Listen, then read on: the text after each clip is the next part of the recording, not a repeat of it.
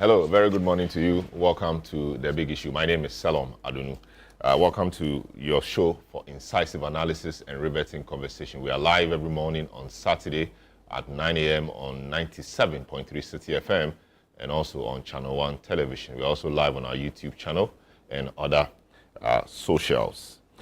There are a number of issues that came up this week. Indeed, this week marked the 120th day of the president in office. The president, prior to winning that 2024 election, made a lot of promises that he said were going to be achieved within his first 120 days. So this week was a week of reckoning. It was a week to render account. The president did so, rendered account, and said he promised and he has achieved. Civil society organizations, prominent people, the media, etc., have also been proffering their views on how the president has fared in his first 120 days. Is it important how the president fares in his 120 days? After all, he has a 4-year mandate.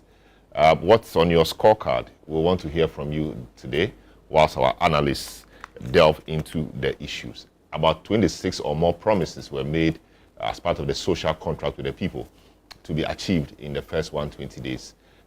Which of them do you think has not been achieved? Which particular one do you think was well achieved and is bringing some respite to the people of Ghana? We also look at the minorities demonstration, the Save Our Judiciary demo. That demonstration was held or organized by the MPP together with some other opposition parties. They say they want the president to revoke the suspension of the Chief Justice, Justice Gertrude Tokonu. They claim that the president, or there was so much politics in it than legal or than law, and so the president should not cross what they called a red line by suspending the CJ whilst the processes for a removal are underway. What do you think about that? We want to hear from you as well.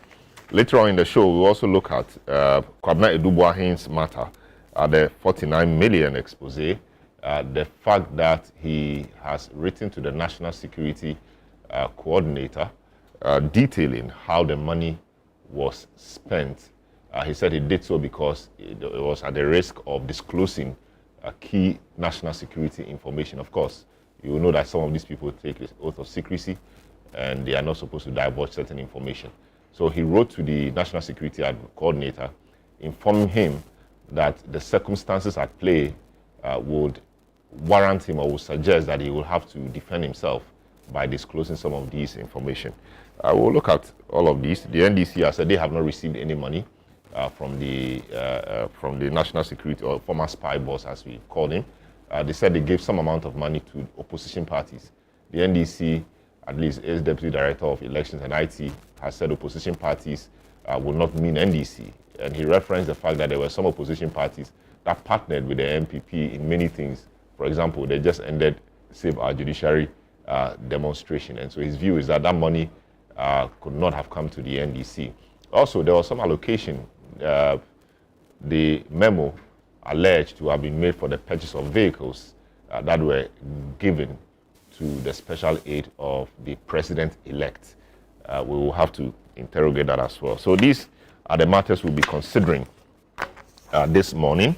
The show is live and interactive, and the views are welcome via our WhatsApp line 020-444-7033, 020-444-7033, or 0549-986-996, 0549-986-996. We'll be happy to hear from you and share your views with the rest of the world. I'll take a short break. I'll return, provide you some updates, introduce my guests, and then we'll get a discussion underway. Once again, this is a big issue. You're welcome.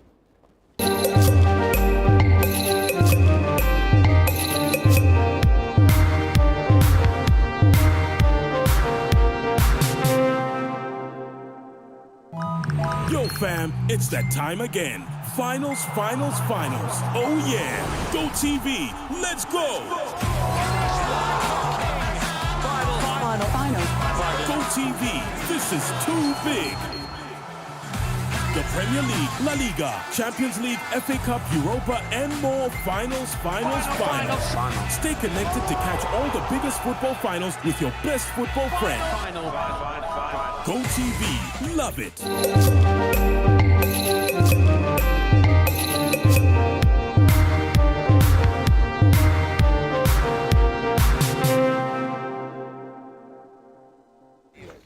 welcome back. This is the Big Issue on 97.3 City FM, also on Channel 1 television. We are live on YouTube and all our socials. You can join the discussion via our WhatsApp line 020-444-7033 or 0549-986-996. Those of you watching on television, the numbers have been displayed on your screen. We'll be happy to hear from you. 3 key issues we are looking at this morning. The first 120 days in office of President John Dramani Mahama. We are looking at the performance so far and the promises made. What's on your scorecard? We want to hear from you. Other people, a lot of people have graded the president. Some say he scored 72%. Others say he scored 82%. Some say he scored 50%. What is on your scorecard? We want to know which of the promises achieved spoke to you really, or have you been impressed with? Which of the promises that he hasn't achieved so far are you looking forward to being achieved? If you look at the social contract he made with the people, that document he circulated before the election, there are about 26 promises made, and the expectation was that those would be achieved within the first 120 days. And that is the basis for the performance appraisal. We will want to hear from you on that. Also, we want to look at the minority save our democracy or save our judiciary demonstration. That demonstration was to push home the fact that the suspension of the CJ was improper and that it should be revoked according to the minority. Of course, the MPP was assisted by other political parties, about 3 or so of them, joined hands to put that demonstration together. They say they don't feel that it is legal, but it is a lot of politics at play, clothed in a semblance of legality. Also, we'll look at the matter of national securities. Kwabena Duboahin, former boss of the National Signals Bureau, he made an expose that the 49 million he is alleged to have stolen was used for special national security operations. It's listed a number of them, which includes paying money to MPs on the Subsidiary Legislation Committee, also paying money to opposition parties, and also buying some vehicles for the president-elect. We will look at all of that this morning and ask whether this is the right way to do it. Oath of secrecy, how come this document leaked? Who leaked it, if we know? And shouldn't he have written to the Attorney General rather? Or don't the courts have the facilities to safeguard national security information? Of course, court processes are to be held in public, but where it becomes necessary, the court is able to order that matters of this nature are heard in camera. Why did he choose this route? We will look at all of that this morning. So let me give you some updates quickly. On the 7th of May 2025, or 7th May marked the exactly 120 days of President John Dramani Mahama since he was sworn into office, a milestone that also marked the deadline for fulfilling key promises outlined in the social contract of the 2024 NDC manifesto. So far, 20 pledges have been fulfilled, with 5 still outstanding. City News or Channel 1 News, Akosi Ochi brings a wrap of the achievements and the shortfalls. Will institute an audit into the illegal printing of money by the Bank of Ghana to finance the corrupt Akufo-Addo Bawumia administration. Today marks a critical moment in President John Dramani Mahama's new term. Day 120, it's not just a number on his calendar, it is a symbolic deadline tied to a bold political promise. What he called his 120-day social contract with the people of Ghana. He promised to hit the ground running. The idea was to show Ghanaians that governance can deliver results quickly and showing that he means business in his legacy term. So, how far has he come? In these 120 days, there's been visible progress on several fronts. A full cabinet has been named, one that is leaner than previous administrations. He also pledged to introduce a code of conduct in place for public officials aimed at tackling misconduct, and this has been fulfilled. If you're a dormant partner in any business engaging with the government, even outside your ministry, you must disclose it in writing to this office. Not through a telephone call, not through a relative. You must submit an official declaration. Failure to do so will result in disciplinary action. 2 major policy forums, one on the economy and another on education were promised. They were fulfilled indeed, where both brought together stakeholders to share ideas and shape reforms. There has been the launch of the Tree for Life and Blue Water campaigns, both promoting reforestation and clean water bodies. The president began a shake-up of loss-making state-owned enterprises as he outlined bold reforms. Performance will show when we do the 2026 review. That will show for 2025. And I'm going to come and sit in that review. We'll mark you based on your performances. The era of impunity, mediocrity, and financial recklessness must end today. There has also been a total scrapping of major taxes, with a controversial COVID-19 levy set to be scrapped in the next budget. Giving assent to the repeal of the famous e-levy bill. Promises delivered. The ambitious 1 million coders program has kicked off, targeting digital skills training for young people. Initiatives like the Mahama Cares and Ejumera have also been rolled out to support vulnerable families and job seekers. Full funding of this program has been made with the allocation of 300 million Ghana cedis.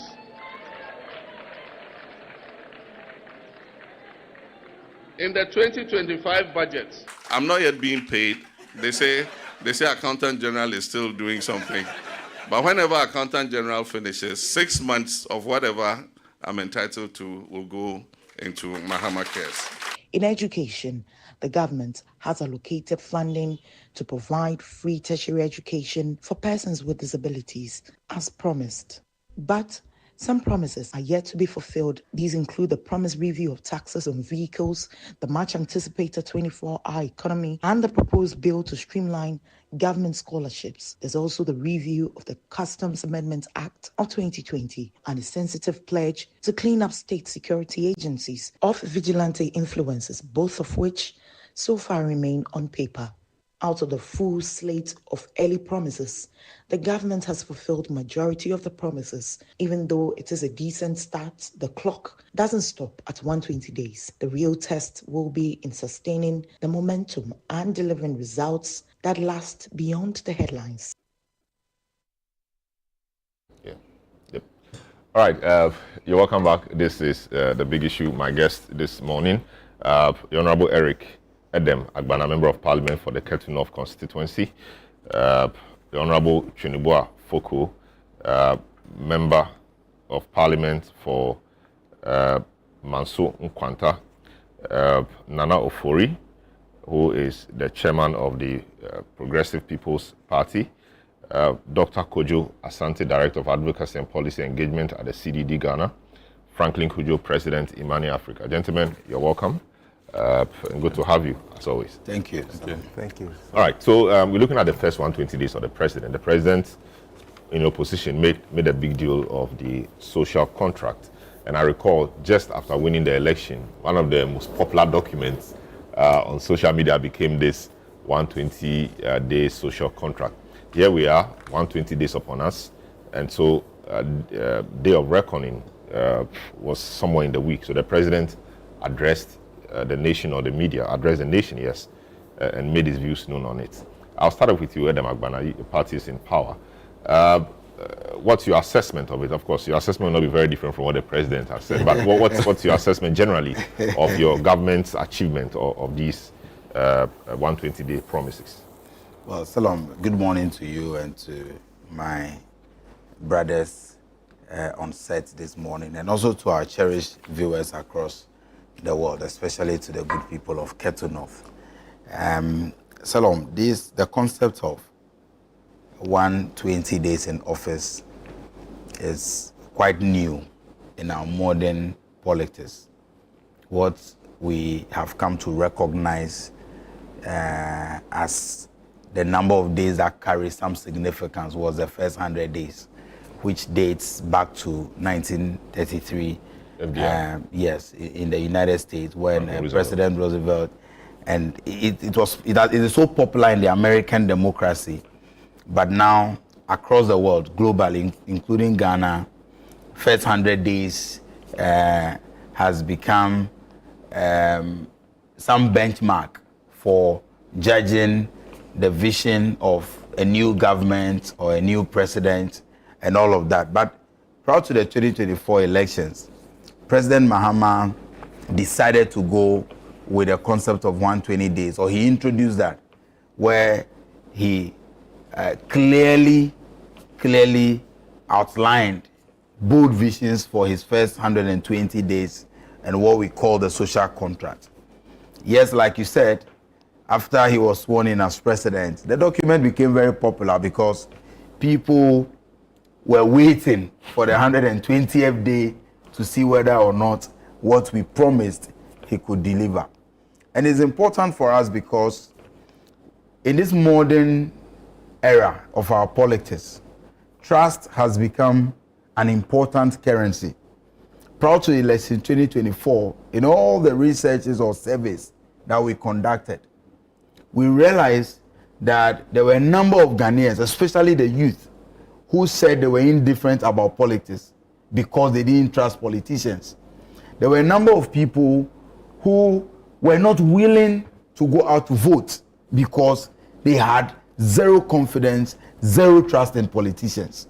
And so, even as a political party, we recognized that it was important for us to fulfill this 120-day social contract in order to earn the trust and the confidence of the Ghanaian people. So even within our own circles, we were putting pressure on government. I recall about 3 or 4 weeks ago, we had a meeting where people questioned at the meeting why the code of conduct at the time was not launched or outlawed and all of that. So the Honorable Felix Ozukwachi provided, the updates that there was a committee working on it, and now we have seen it. And so it tells you that even within the NDC, we were interested in ensuring that the 120-day social contract was fulfilled in order to earn the trust of the Ghanaian people. 120 days was Wednesday, and we can say confidently that we are very impressed with the performance of the president and of the government. And to some of us, President Mahama has over-delivered. And so if you ask me to score him for the 120-day social contract, I will tell you that he earned more than 100%, because clearly there were a number of things that were not promised, but he delivered them. And everything that he promised in the 120 days, as far as I am concerned, and we can go through all the 25 promises, and I can tell you that we over-delivered. Of course, yes, there are a number of them that requires legislation. And so for some of them, you are waiting for Parliament to resume, because Parliament has been on recess for more than a month now, to resume for the proper or appropriate legislations to be passed. So will you consider that an achievement? The fact that Parliament is not there, because you see the executive. So if, for example, I promise that I will introduce a legislation, we all know the processes for getting a legislation passed. So if the executive does its part, I think that the executive must be commended. And so when you go through all the promises, for example, he promised to nominate within the first 14 days the complete list of cabinet ministers for parliamentary approval. That was done. Before the 14th day, all cabinet ministers were announced and all of them have gone through vetting. He promised to constitute the leanest and the most efficient government within the first 90 days. As we speak today, since 1992, or in this Fourth Republic, we have never had a government run with only 56 ministers and deputies, including regional ministers. In fact, when we won the elections, there were many, even within the NDC, that thought that it was impossible to run a government with only 60 ministers, including the regional ministers. And I tell you that even President Mahama at a point, he had a meeting with us as MPs. He said, even people came to him and asked him to get back to Ghanaians and say the 60 did not include regional ministers, just to make way for some other 60s. But he said, look, the Ghanaian people voted for us because they believed that we could do it. And so, as difficult as it was, as we speak, he's running the government with only 56 ministers, including regional ministers. That for me is an achievement. And the presidency, the number of presidential staffers appointed, and how the government is running, I can tell you that this is the most efficient and this is the leanest government that can ever be run by any government. In fact, since 1992, and that's what we are running with. And yet the government is delivering. The economy is improving. We'll get to all of that. He promised to establish a robust code of conduct and standards for all government officials. When I went through the code of conduct, I was excited because I agree with the school of thought that our challenge is not necessarily legislation, but it's also important for us to put in place measures that makes corruption unattractive. Corruption must be a high-risk activity. And so in order for us to achieve that, it was important for us as a government to introduce code of conduct for our public officials. And when you go through the code of conduct, this morning I saw one on Justice side, the deputy AG's wall, even talking about those who may want to endorse brands. And there are many things that we take for granted. For example, you are a public official. You have no business advertising or in any way endorsing any product. But in the past, some of these things would have been taken for granted. These are things that... Well, ministers were endorsing brands? Not public officials were endorsing brands? public officials. You know, when we say endorsing brands, it comes in various forms. I have seen adverts even by some sister stations where ministers of state, government officials, sit on air and endorse particular programs on those TV stations. There are many of such. So I can sit here and say, oh, when you come to Saturday morning political analysis program and what have you, Big Issues is the best. Sometimes as public officials, we take these things for granted because to us, we are doing things in order to satisfy our friends or all of that. But all these things are now considered unethical in the code of conduct. Very well. So that robust code of conduct for public officials certainly is providing a regime where as a government appointee, as a minister of state or a government official, before you undertake any activity, you ought to refer to the rules that are guiding you, your conduct. And I think it is very important because even in Parliament, after our orientation, we were given code of conduct for members of Parliament. And so you know clearly where the lines are drawn, what is expected of you, and what you cannot do as a member of Parliament. So for me, this is also a very important achievement, and I'm happy that it has been introduced. What even makes it more exciting is the fact that the president did not only introduce a code of conduct for his appointees, but he has created a platform where the citizens can report any breach of such conduct. And it's important because sometimes the introduction of the legislation of the code of conduct... public yet? It was made public. It was announced that these are the steps that you can take to report. When we go on break, I can get you the details of the platform, but it is made public. Now, it is important also because, Salom, sometimes enforcement becomes a problem. It is not necessarily the introduction of the codes of conduct, but the transparency around it is key, and the commitment to have it enforced. And so, with the kind of media we have today, if you have the likes of Manasseh Azuri, the likes of Salom, the likes of Erasmus Asari, Donko and Co., they can equally go on platforms and say, I have reported a government official breaching A, B, and C of the the code of conduct, and yet nothing has been done about it. So it is so important that such a platform is created, and I'm happy that we have created it. It will guide us in our dealings with the people. It is important to conclude that in all of these things, in all of these promises, we also need to begin to track the relevance and the impact of all the things we have achieved in the first 120 days on the Ghanaian. So the relevance, the impact, or the outcome, we'll deal with that. Yeah, we'll deal with that. So the impact, the outcome, and the relevance. Very well. But I can say, in conclusion, that Salom,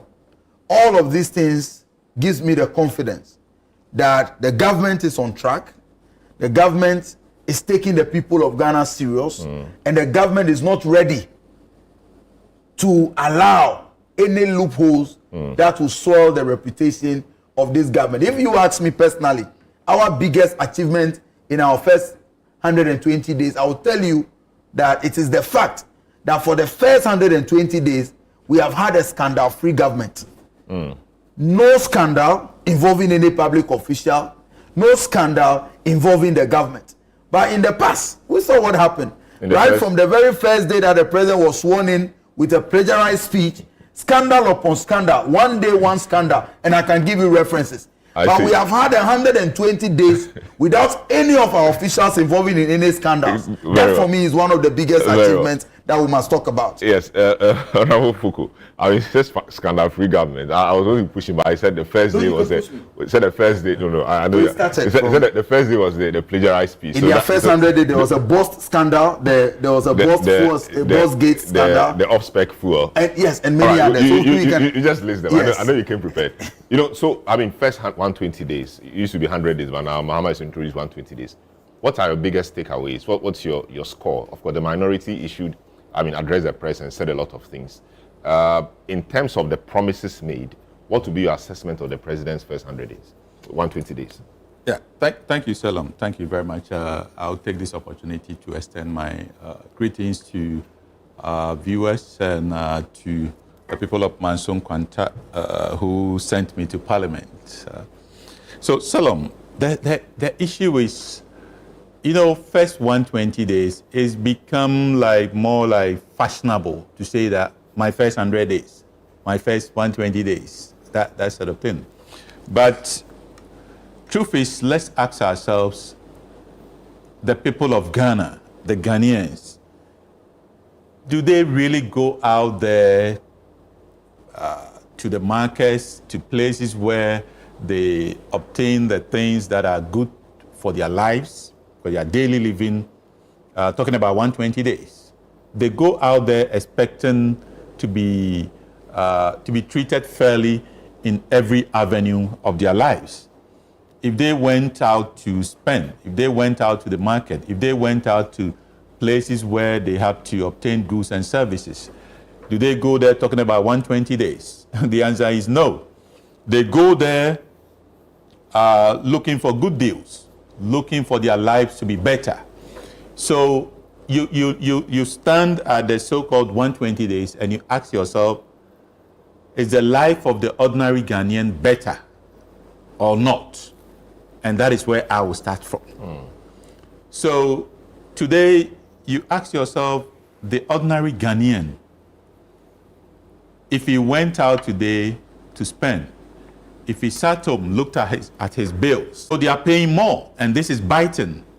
So if you ask me the situation or the position of the ordinary Ghanaian, 120 days since Mahama came to power, I would say ask the ordinary Ghanaian if he's paying 14.75% on electricity, if he's paying 4.02% on water, is he better off?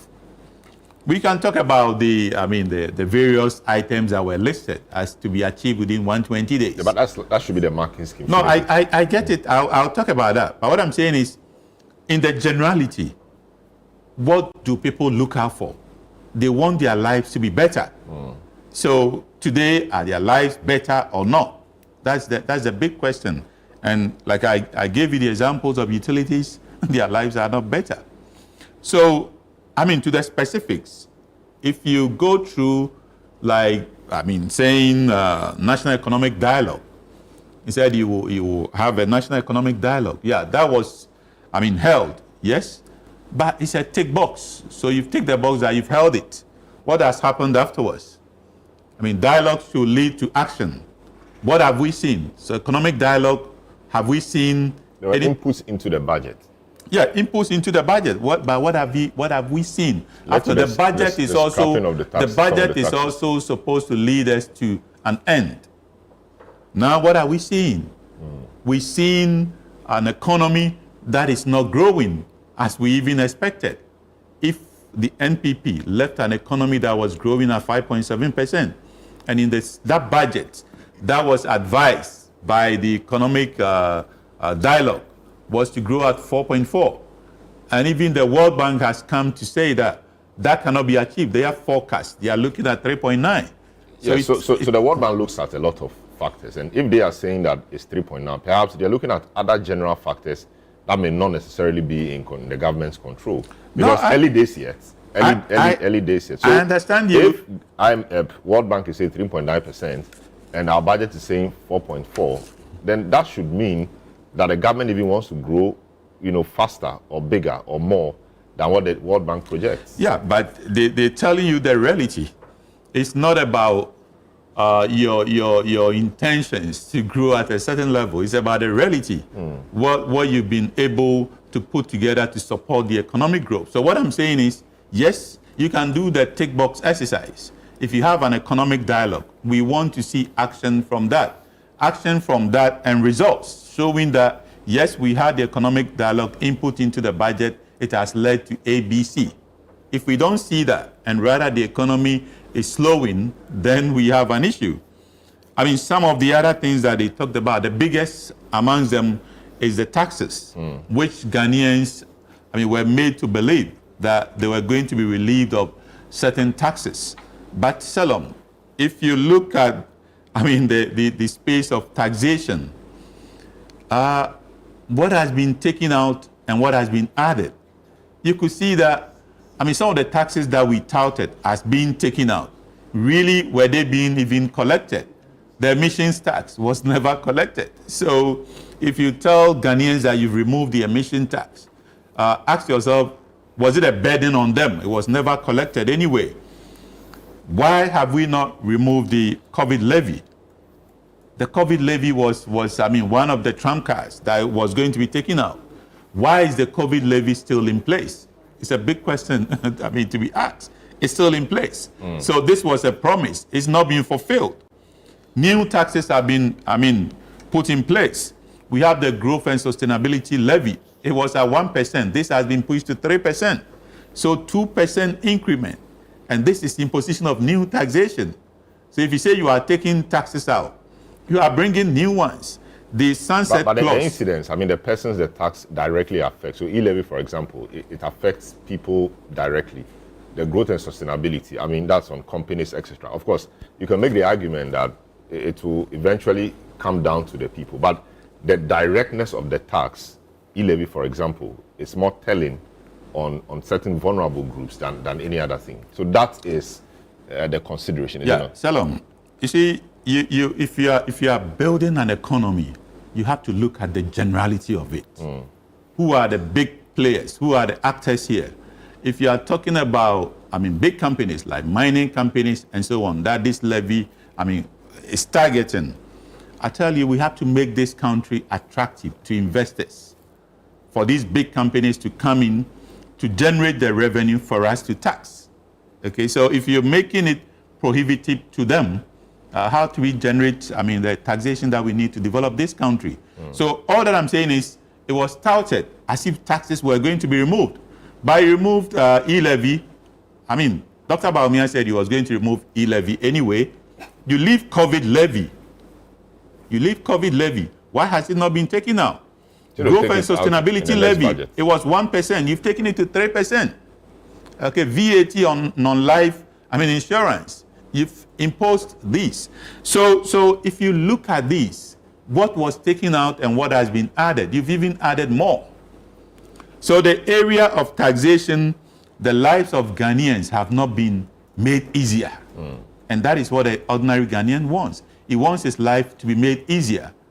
More taxes have rather been added, and that is facts. And I want Ghanaians to know this. Look, the utilities that the bills have gone up. I'm telling you, if you juxtapose this to the increment of 10% on the remuneration of civil servants, you know the hardship on Ghanaians. The utility bit, I thought it was not a policy, but an arrangement that started under your regime, maybe together with IMF and all of that, that there will be quarterly review of tariffs. And given the situation we have in the energy sector, the debt overhang and all of that, you were expecting that the new government will say, okay, we are pausing or halting the automatic adjustment, the quarterly automatic adjustment on utility tariffs, for some time. Is that what you were expecting, or you expected in continuity that some of these things will continue? Solomon, see, we must be real as politicians. We must be real to the people of Ghana. But we must be open. did they promise to reduce utilities? Did they promise that? They promise to make the lives of Ghanaians better, easier. If you start by talking about taking away certain taxations, then the expectation is that you are coming in to make the lives of people better. But if you're coming in, if you're coming in that way, then you're going to make the lives of Ghanaians better, easier. And now, on the back, you are increasing utilities, which hit them directly. And on the other hand, their remuneration, that gives them something home. Just 10%. You are giving them 10%. Very well. 14.75% increase in electricity bills versus 10% increase in their remuneration. How do they make up? The gap is so big. Salam, there are a number of... So your point generally is that for you want to look at the effect of all these 120-day promise and achievement, blah, blah, blah, on the Ghanaian. And your verdict is that the life of the Ghanaian has not been better. Has not been made better. Great. At all. Great. So I'll come back to you. Nana, I don't know what your take is, the PPP, etc., on the first 120 days. Will you say promise made, promise kept, as the president touted? Thank you very much. I'd like to send special greetings to PPP family.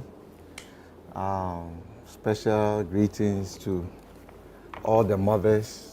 That tomorrow will be a happy Mother's Day. I'd like to wish them all in advance. I would like to say that, the 100-day, 120-day, analyzing our political space is a European concept. And many times we jump on these things, line, hook, and sinker, and we use it in our political dialogue.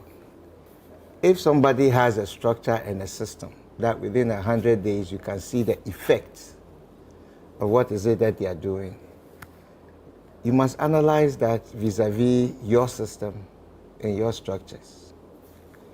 The 120 days that we are analyzing, it's not the totality of what all the tools that we should be using to analyze what is happening in Ghana now within the last 120 days.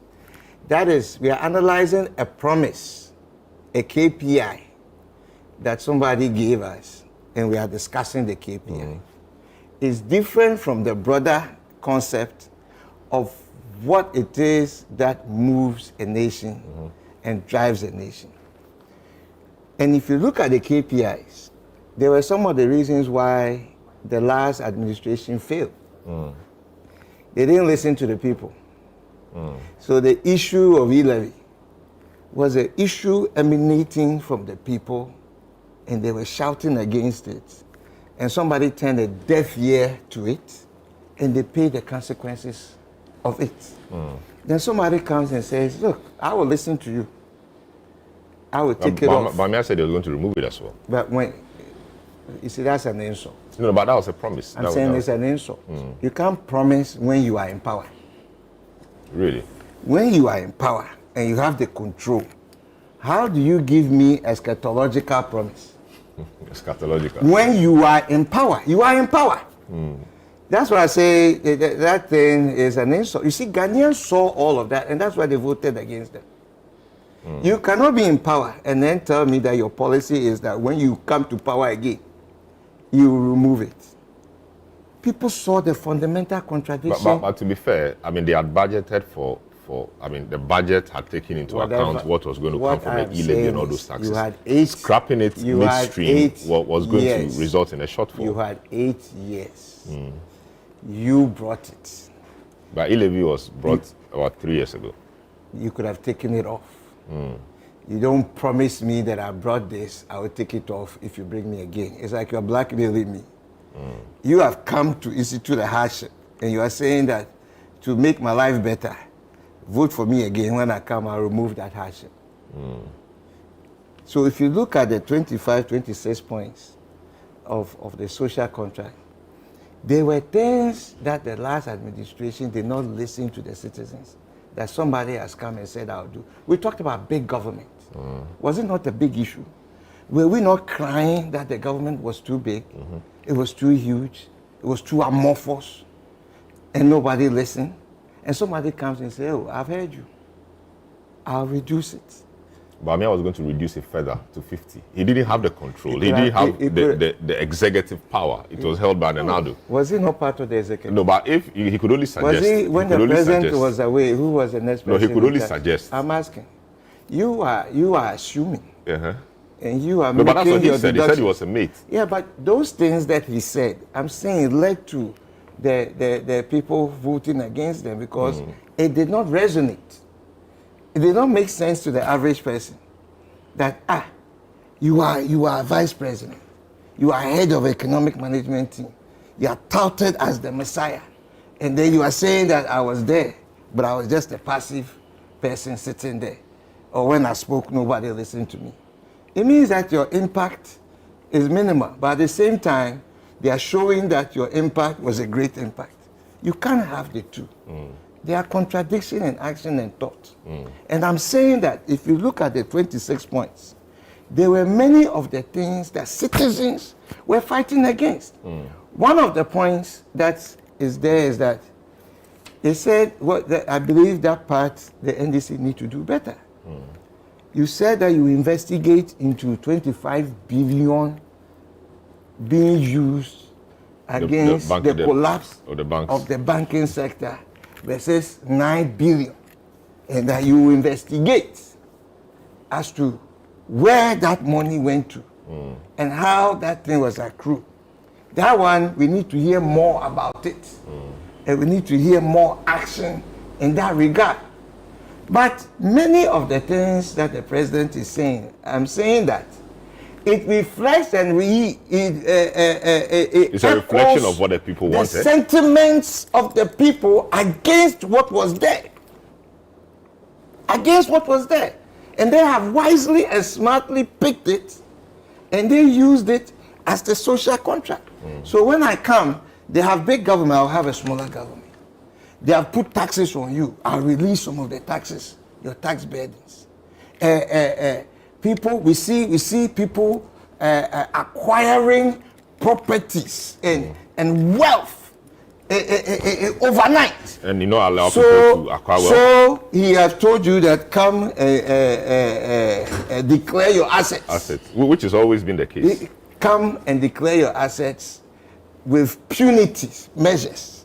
If you don't do it, I didn't agree with the extension from March. The 14th hour extension. Yes, from March to May.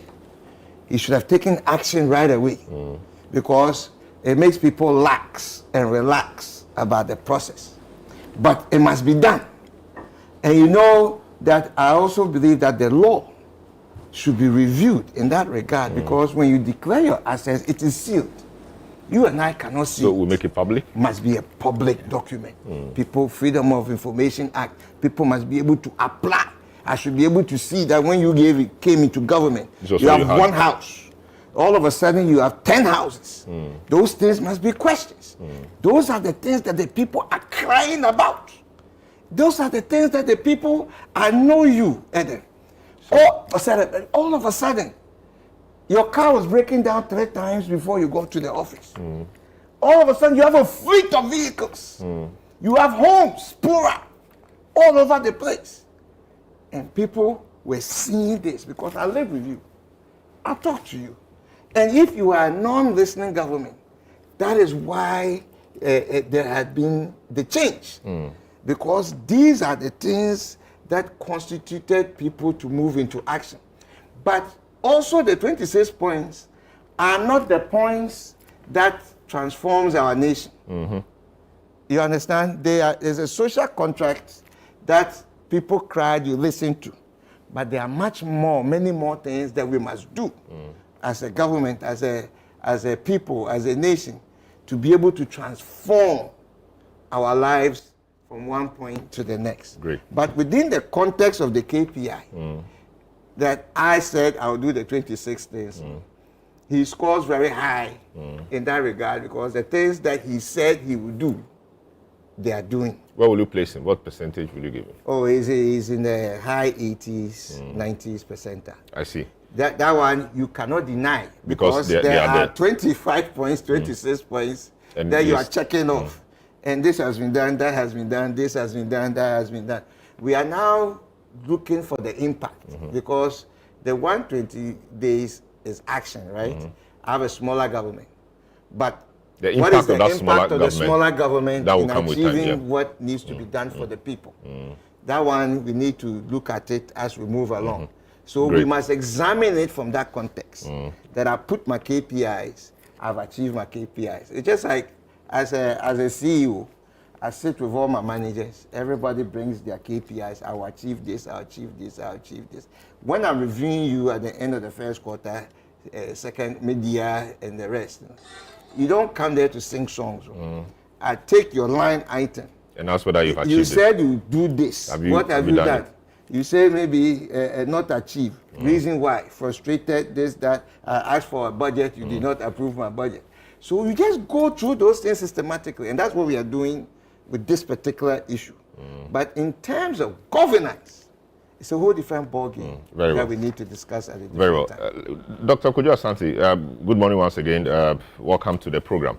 From a governance standpoint, what will be your verdict on the first 120 days? Of course, Honorable Chunibwa Foko is extended the scope into other areas, the general matters, not necessarily promised. And he says that he won't score the president highly. He mentioned the general, I won't call it cost of living, but how economically better the person or the Ghanaian has become and a few other things. And them things, super. Job well done. Nana is somewhere in between, marrying the KPIs, as they call them, and then the general issues. What will you say? But I want you to start off from a governance standpoint. How has the governance of the country been in the first 120 days?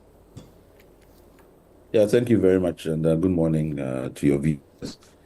I think in terms of governance, and maybe I'll speak more to that. Franklin is on. He can also deal more with the economy. But in terms of the governance, just basically the way the president has governed, I think for me, I'm really happy with the steps that have been made on the accountability and integrity, transparency component of governance, and also particularly citizen participation or public participation and consultation in the governance process. Certainly, there have been issues around the application of due process in pursuing the accountability issues, and I'll come to that. But the positives, I think, I have to recognize. You know, the code of conduct, which for me is still sort of a short-term instrument to promote accountability among government appointees, is a very significant step, particularly the enforcement of the asset declaration regime, even with its imperfections currently as we have it. It's the first time, as I said, that we are getting actual punishment for people failing to declare the assets. So the fine of a 4-month salary deduction and so on, and the threat that people lose their employment if they don't declare, which is what the Constitution actually, by implication, imposes, because you have to declare before you assume office. So if you don't declare, then basically you are occupying the office, unconstitutionally. And so that has to be enforced. And the significance of that, cannot be underestimated. If we were even enforcing, as I said, the current regime of the asset declaration, we will make a huge step forward in terms of the fight against corruption. So I am really happy to see that.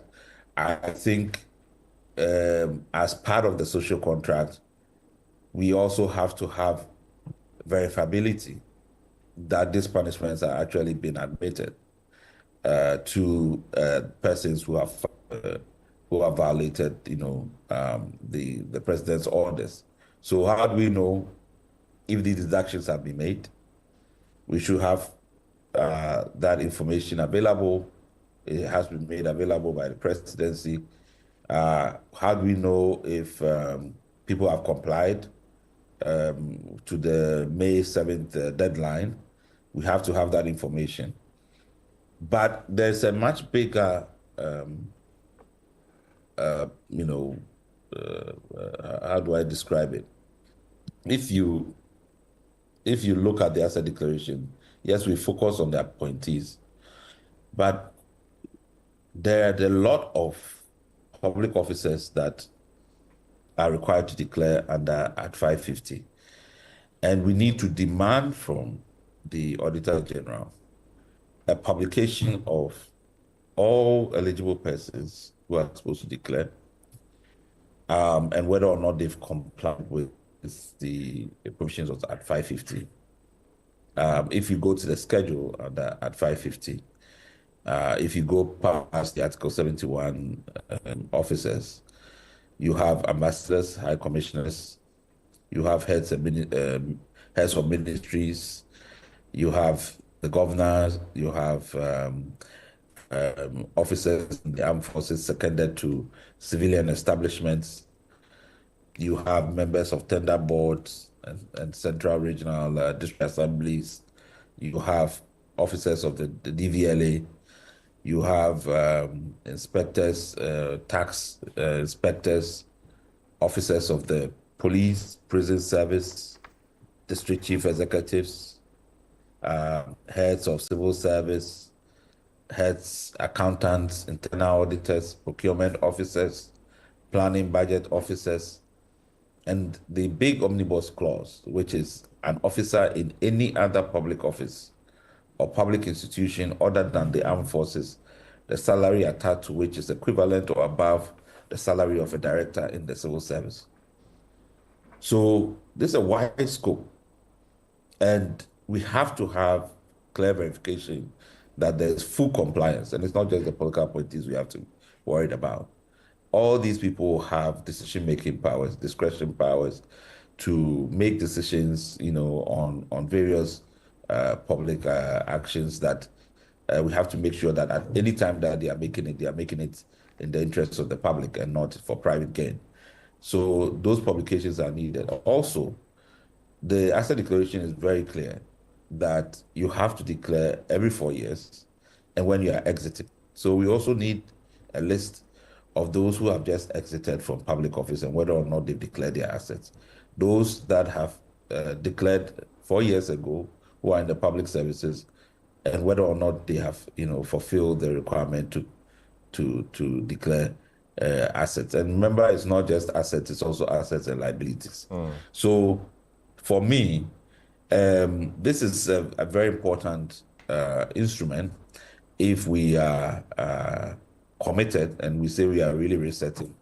We need to set the standards and promote a culture of accountability. It's done in many parts of the world and is very effective. I also want to acknowledge work that has been done, particularly on the public financial management side, trying to make sure that entities are enrolled onto GIFMIS, very, very important, and tying it into the procurement, online procurement process. The amendments that have been made to the Public Procurement Act, the Public Financial Management Act to ensure that there is authorization for commencement of, any kinds of transaction from the Ministry of Finance, so that you can determine that there's money before, you go and enter into contracts and not create problems for us. These are it might not be sexy and make the news, but they are the foundations and the frameworks for fiscal discipline, which has been a mess, for many, many, many years. So We are very, very interested in those kinds of issues, and we want to continue to pursue that. I also want to acknowledge, for me, the public participation approach. Some commentators have been dismissive of these dialogues and so on and so forth. But this has been the challenge that, in governance, you have to govern with the people. This is the challenges we've had with the e-levy and other kinds of policies in the past, because the consultation is not genuine and there's no real effort, on the part of government to make sure that they are listening. And these things, of course, take a little longer than if you are just bulldozing your way through. But it is a culture that is important for every government to just acknowledge that, what they are doing, everything they are doing with taxpayers' money. Remember, it's not nobody's personal money. They are doing it they're supposed to be doing it for us. So when you come into government, it just makes sense, because you might not even know what the realities of government is. So you need to engage stakeholders to understand, for them to understand what you're trying to do, for them to give you feedback, so that we don't go on wasting resources, because resources we don't have. So it is essential. It is, a mark of governance for us to be making sure that there's enough public consultation on these kinds of issues. Certainly at some point we have to have a proper codification of consultation process, as is done in the UK and other places when you are introducing policies. But I commend the government for taking that approach. The MPP government started well in 2017, 2018, and then, they just gave it up. And I hope that this doesn't happen also with the NDC when it comes to these things, because we've seen what the impact of that is. On some of the negative side, of course, I think we've talked about lean government, which is very important, the CRC process, the constitutional review process, and some of the other reforms. But I think on some of the negative side, I think galamsey sticks out.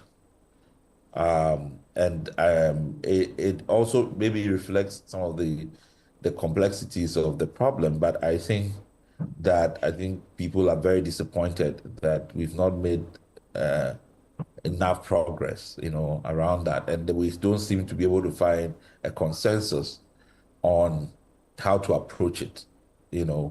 Government wants to take action.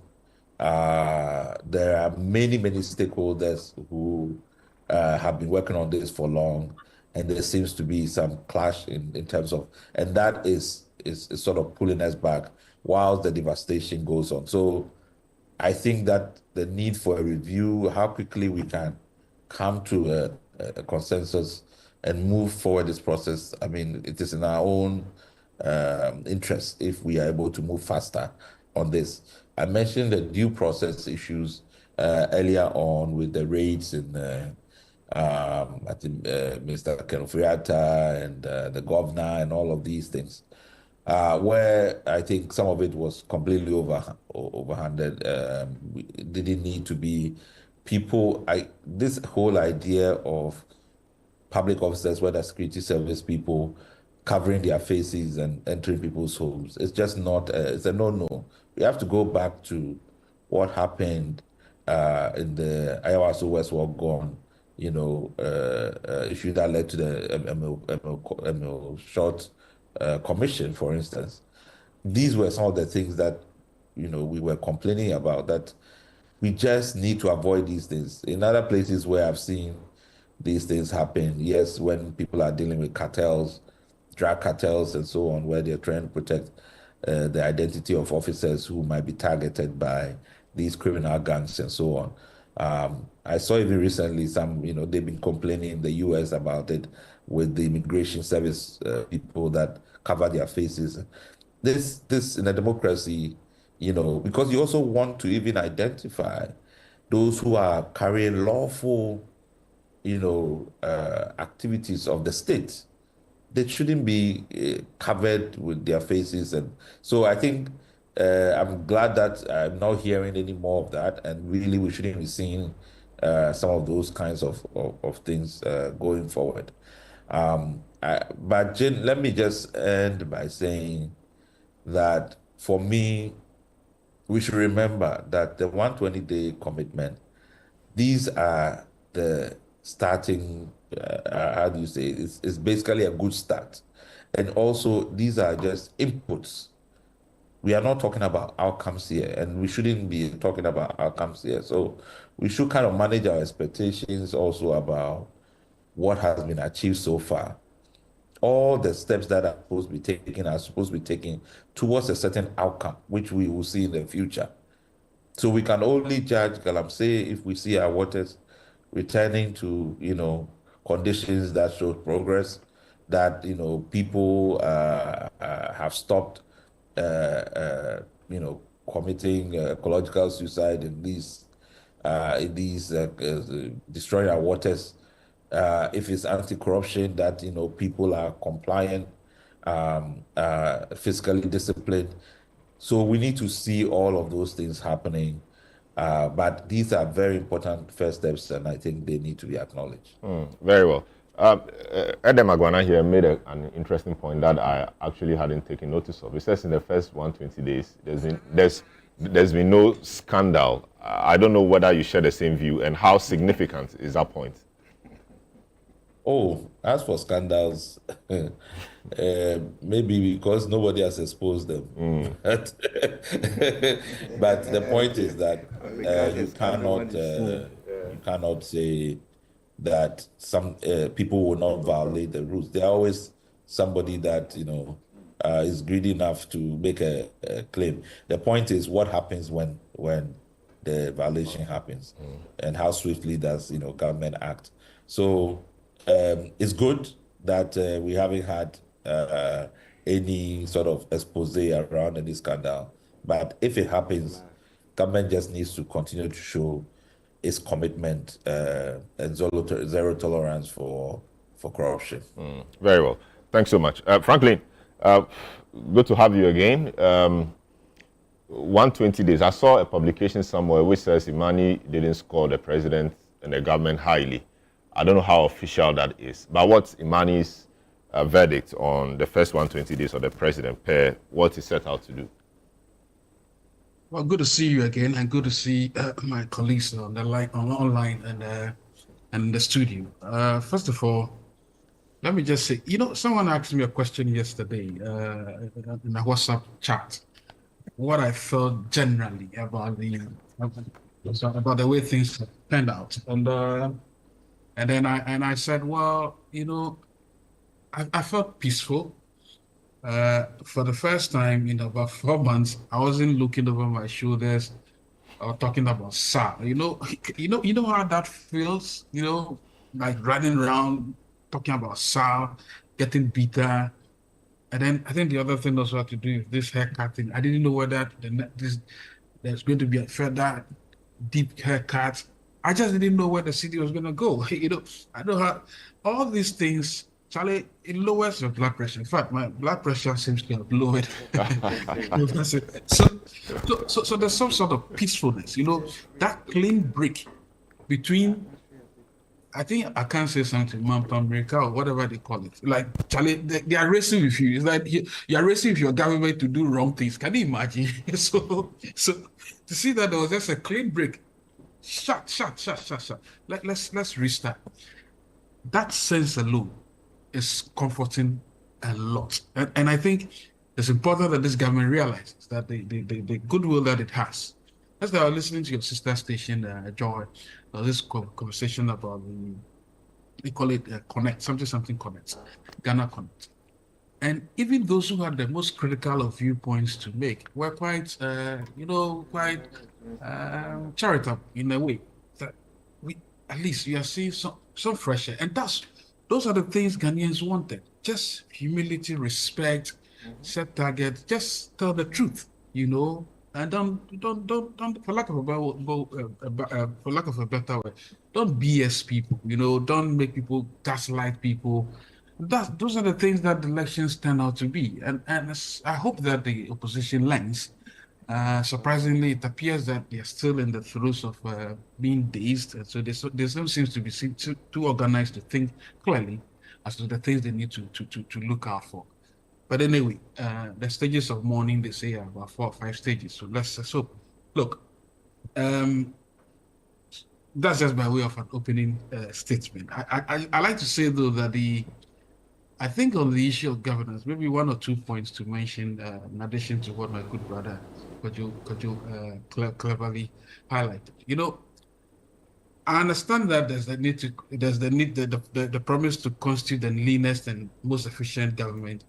Has been attained more or less, but you see, the even the Imani, we say it's in progress because we don't think it's fully done yet.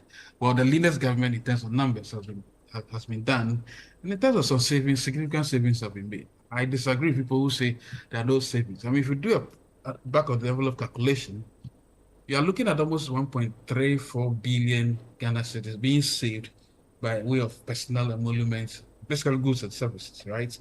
But then if you even added Article 71 holders, assuming they were going to be part of the list again, then you're looking close to almost 3 billion Ghana cedis in the lifetime of a government. So that constitutes significant savings. The efficiency side, though, is where I have a problem. You know, and again, as Kojo rightly told us, we are now going to see the outcomes, right? Because somebody told us that he was going to use 120 ministers, and we'll see the results. The result is what we have eventually. So I agree that we should wait for outcome. But I think we need to look at a few things that will make us a bit worried, worry a bit. So when I see, for instance, the expenditure outlay for fighting galamsey or illegal mining, I feel like that's too much. 50 million Ghana cedis is too much. I mean, if you look at the previous administrations, the fact that they spent less, and to think that you want to spend 50 million, well, maybe we should wait for the outcome. But I'm not entirely pleased because in that fight, Ghanaians and activists have been asking for a repeal of the airline. This baby lagoon, which one is it? What's it called? Blue Lagoon. All those things, well, they may be useful, but please, let's get certain things serious. We promised to do ABCD. We should go the full hog. But otherwise, it's also important to say that if we look at some of the interventions clearly, if we come back to the economy conversation, I mean, I think the economic conversation actually dovetails into the point I'm making about expenditure rationalization or expenditure management or somehow expenditure cuts. I mean, I take a critical look at a promise like the launch of a Jumaura 1 million coders national apprenticeship program. There again, I see opportunities to basically splurge money without necessarily having done a proper analysis of what these interventions will add to the productivity of the economy. You see, you don't just create jobs because you think you want to give people jobs to do work. You want to give people meaningful jobs that can feed back into certain aspects of the value chain of the economy. That is where we should be right now. We should have that clean break between people are idling about, so let's give them jobs. And before you realize, we are spending close to 200 million Ghana cedis on the Jumaura 1 million coded apprenticeship program, and a bit more that you can't just see the synergy between what they are going to do in the economy. I mean, clearly, if I thought that the 1 million coders as a useful idea, but so what? They are taught to learn how to code, and then somehow they'll create some codes and create some algorithm, create some product that to feed into the how do you call it? Create products that eventually feed into our whole national ICT strategy. I don't get that. You see what I'm getting to. So we'd like to see those connections between what is being created and then how it impacts on the economy. In addition to that, I mean, if you were going to do a women's development bank, look, there's nothing wrong. The two parties admittedly focused on women in the last election, and no doubts their thought. But you see, the problem plaguing women entrepreneurs is not really necessarily establishment of a bank. A resource is important. But the challenge, as we've realized, is that it is actually with the fact that they are so informal Indeed, there are over 2/3 of businesses in this country are really, really informal. And obviously, it's also difficult for people to start business. I mean, it takes about 57 to 60 days to start a business in Ghana, whereas it takes 3 to 5 days in Rwanda for both domestic and foreign businesses. You understand? If you look at all these indices, you ask yourself, what exactly are you solving in the Women's Development Bank? Is it access to money? If it is access to money, 51 million Ghana cedi seed money is pales into its significance. Rather, I would have thought that the government would rather latch onto the Development Bank of Ghana's portfolio and find out, and there you see clearly that about 20% of the funds dedicated to the DBG, whose rates are supposed to be concessional in a way, though not quite concessional, I'll explain why, are quite cleverly the places to, it's quite clever the place to go, because 20% of funds there are dedicated to women businesses. And to think that the high informality of women businesses, indeed the high informality of business in this country, also tells you that you want to focus on how to not just give money, but also ensure that they are formalized in a way so that they can then add value to the economy. I mean, look, if you look at the averagely women businesses make about 10,000 Ghana cedis annually.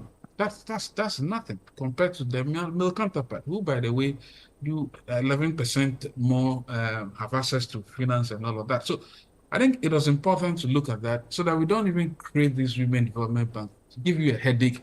How are you going to meet the minimum requirements? Maybe you would, but you have 51 million. And then what? Maybe take that 51 million, go to DBG, have a conversation and say, listen, we know that DBG, we are supposed to give concessional loans to commercial banks at 18%. That's 18%. Some are good, but let's see how it goes. Government comes in to say, okay, look, if you are on lending to women businesses, please don't go beyond maybe 20%, right? Then other commercial entities, you can do what you're doing right now. So I think this is very important. And it's important, these conversations we're having, because see, we don't want to go back to the cycle from which we came, this cycle of going to the IMF, structural issues and the rest.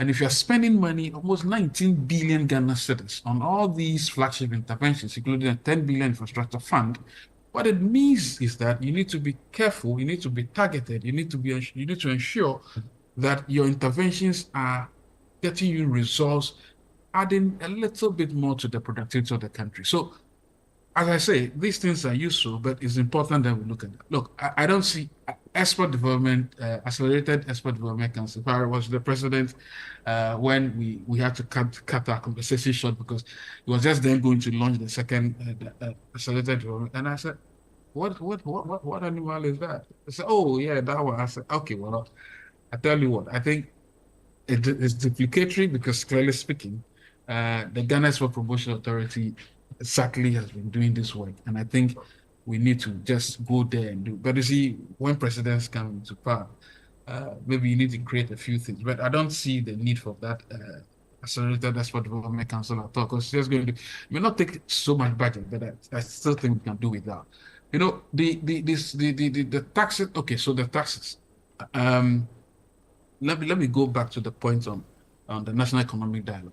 Well, contrary to what many people think, and I'm happy Kojo did mention something about the National Economic Dialogue. I didn't listen to them, so I'm sorry, maybe you must have said things in that regard as well. But I think the people underplaying the role the National Economic Dialogue had, at least. Yes, we are yet to see the outcomes, but I think I've seen significant intentions to make certain things happen.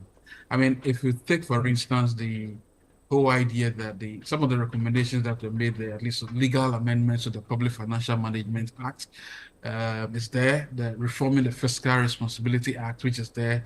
The fact that we are trying to ensure that we have a primary surplus of about 1.5% of GDP, and then a debt ceiling of 45% of GDP by 2034. Now, I can understand that these are bold, audacious promises or moves, but it gives you a certain sense that, look, these things will guide us to make sure that we don't make we don't go off target. You understand? I think that these are all part of the tightening fiscal rules, and for me, the creation of the Independent Fiscal Council establishing it is useful. But you see, the issue there for us is that while we've done all these wonderful things so far, we need to be sure that the Independent Fiscal Council, when it eventually is constituted, will not be constituted of yes men. I like to see people who are bold, who have expertise to say, hey, Mr. Finance Minister, you can't go here, you can't go there. It's the only way we can have a proper independent fiscal council, the likes of which, to the pedigree of the likes of that in Jamaica, and to some extent, even the Kenyan situation. So it's important. I think we also saw, for instance, what was it called? The amplification of what I call the no commencement certificate, no contract. It's a good thing. It's a reflection of a recommendation of expenditure tightening, strengthening from the National Economic Dialogue. And I think even going further, those of us who took part in that conversation, we did hear the issues around the private sector participation idea of the electricity company of Ghana. I don't even know why we are still talking about it. You know where my stand. Sell the black thing, sell the bloody ECG, all of it, every part of it. Some people may disagree, but I know. I mean, how can ECG be importing cables? And by the way, what are the cables? It looks as if we moved on, right? Nobody knows where these cables are. If it was a private company and you were the CEO, you sit there and you forget about cables. No, it won't happen. So all these conversations eventually from the National Economic Dialogue has fed some of them into the budget cleverly. And I think it's important to make the point that these things, to the extent that they appear, they've been given some room in the budget. It means some sort of commitment. It is now for us, you and I, to hold government to account. I think it's important to make the point again that, in fact, we also see some VAT reforms, some ideas around VAT collection. For me, one of the greatest problems we have in this country is the high taxes expenditure. Did you know, Salom, that the VAT exemptions alone constitute 70% of the VAT collections in this country? How silly, how crazy does that sound? The VAT exemption, the total VAT exemptions in the country constitute 74% of the VAT collections in a year. It doesn't make sense. You can be spending almost 3.85% of GDP in collecting taxes in the country. That doesn't just make sense. So if you do all of these things and we think that the public procurement system again needs to be tweaked, look, as for the public procurement, there's a whole lot of issues that we need to deal with. So if you do all these things and you don't tighten this stuff, like the public procurement stuff, procurement system, then you may have a number of challenges. It is unclear the type of industrial strategy we are adopting right now, even though I'm hearing that, I think when I met the president, we did talk about the 24-hour economy. And obviously, like you said later, the 24-hour economy, there are certain things that ought to be treated carefully. We even talked about targeting important sector. Because if you don't do that and you roll out just anyhow, you end up like 1D, 1F. We're sharing the factories like confetti all over the place without proper thinking and analysis. So it is important that these are targeted, at least manufacturing and culture. And I think I've seen a few things that give me some hope. So bits and pieces here and there. We said 50% of the promises were completed. 42% of them were on their way, were in progress, and then 8% of the promises were yet to be touched at all. So these is generally our verdict, but you get the sense. I come back to the whole soft issues again. The issue about the soft issues is what I related much earlier when I started talking. The peace of mind, the fact that I don't have to scream over sound. In fact, the EC, I forgot it. Can you imagine? We've forgotten about the EC. Did you imagine that, Salom? That the sins of the EC have just been forgotten. The matters of the EC come up every 4 years. I'm not forgotten, by the way. So for now, they can rest a while because we are all resting. Isn't it nice to reset? Great. Deal with these things for me quickly. The general economy, the indicators. We've seen the interest. The exchange rate stabilize. In fact, CD doing quite well now, appreciating against the dollar on many fronts.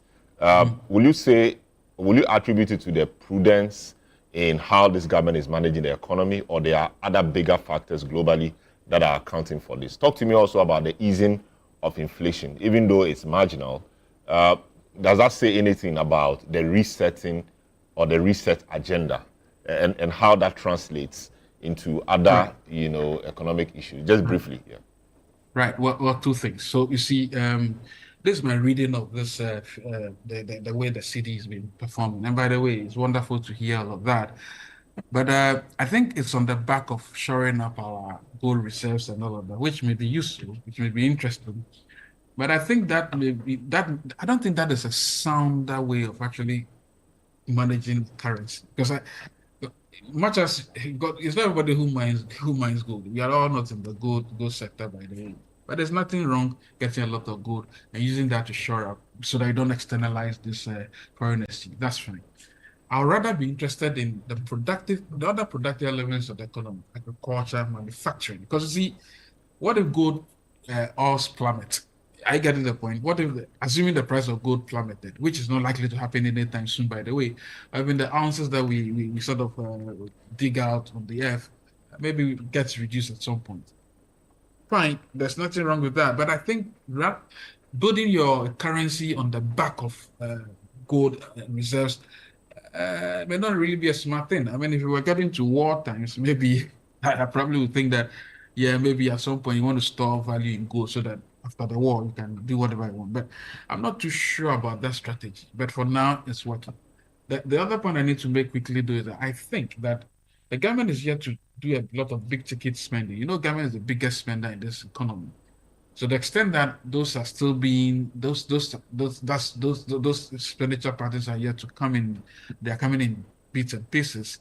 Then you see whether too much money in the system may eventually probably affect the way inflation works. But for now, I think that the options are looking okay. As I said, a few things are being managed here and there. If we utilize the resources on the gold reserves wisely, as in intervene in the economy and then invest it wisely, and then actually go ahead and change the fiscal rules in the oil sector so that we can ramp up production, because last administration did zero.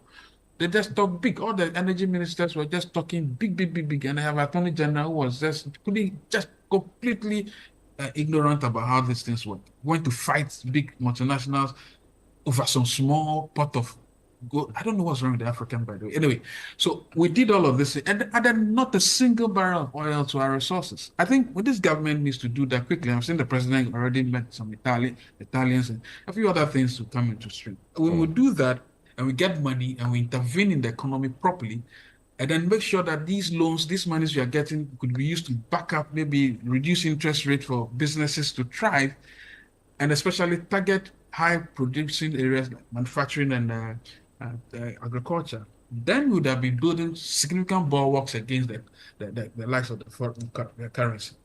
Yeah, other things have been heard, the United States effect and all of that. But frankly speaking, the dollar has been under some constant barrage even before now. So I do not yield to those arguments at all. But I look at it from domestic policy. You can build reserves of gold, but better use the resources wisely.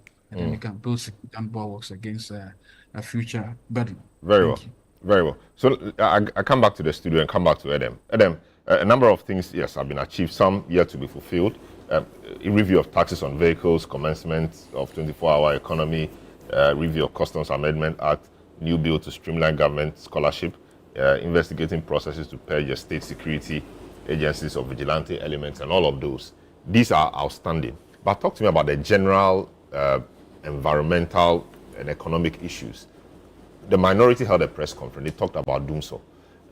Your government will disagree doomsday is back. But the reality is that many people face erratic power outage, which is being a bit worsened than it was in October, November, December.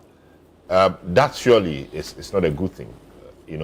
The fight against galamsey, it was a major matter. We said we were going to impose state of emergency. We're going to repeal LI 2462 and a number of things. You come into government and you just want to amend a small part of it. That wasn't the promise. The state of emergency, is it still on the table? And all of that. What's the status of those?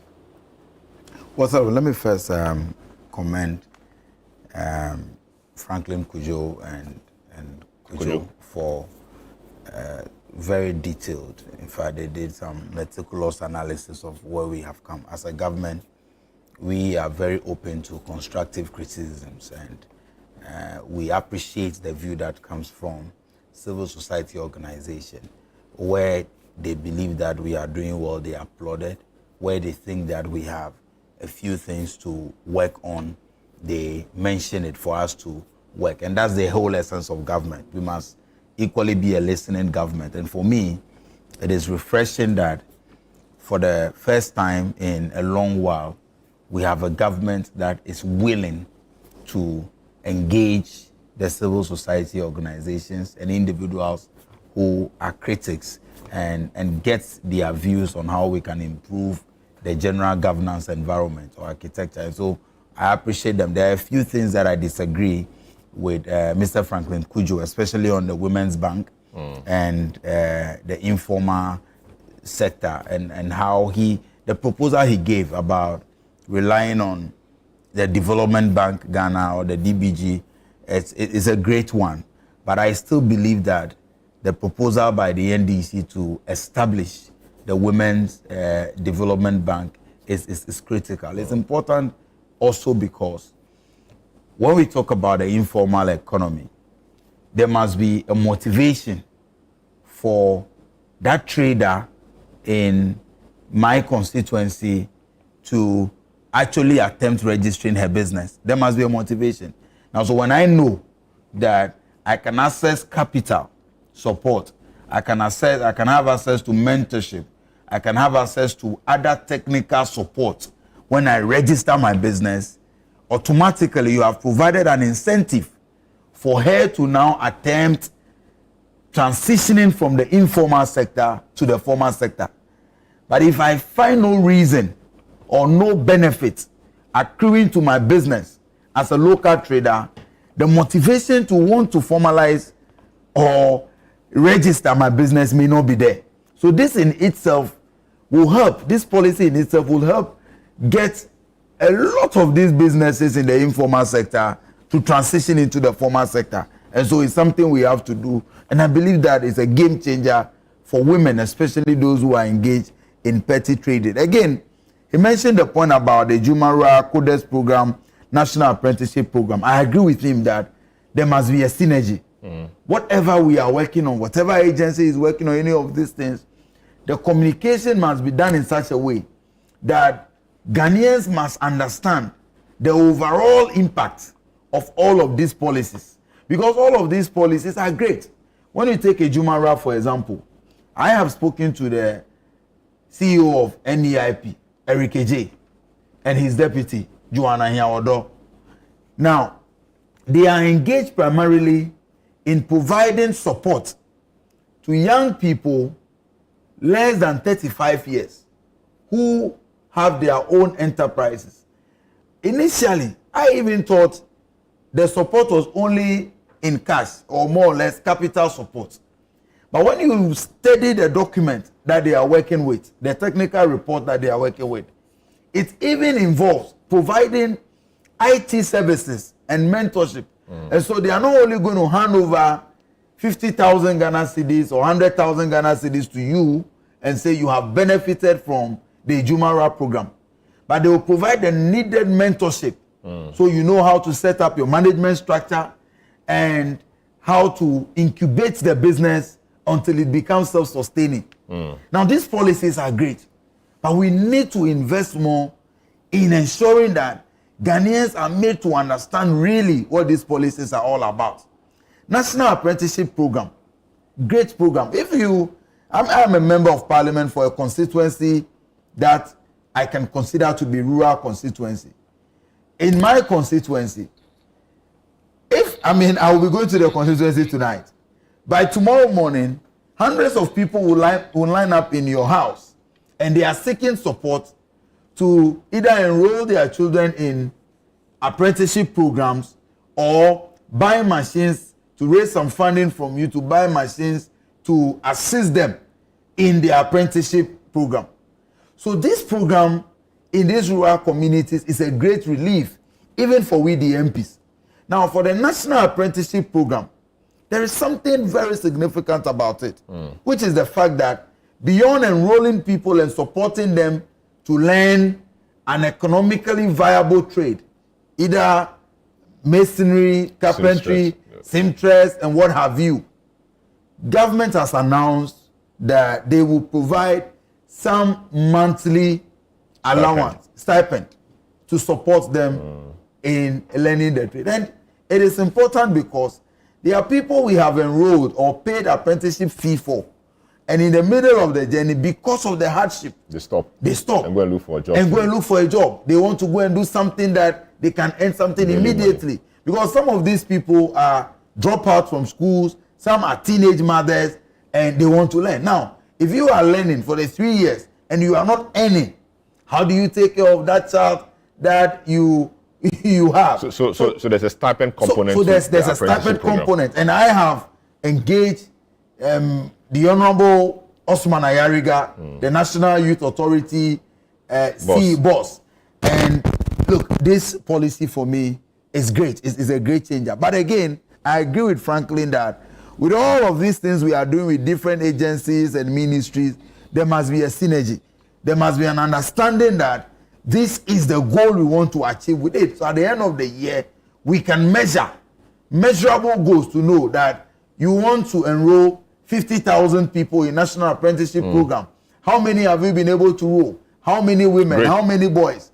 And which constituencies have benefited and all of that. So deal with we need to for the shortfalls. The general economic with the shortfalls. I also disagree that so far all these policies and the reduction in, the abolishment of the taxes have not had any impact on the Ghanaian. It does have great impact. For example, I don't pay e-levy any longer. And so when I'm transferring money, I'm making great savings. And a lot of people, business owners, market women, all those savings will be chopped by, for example, utilities. And utility, let's be fair. Their government took us to IMF.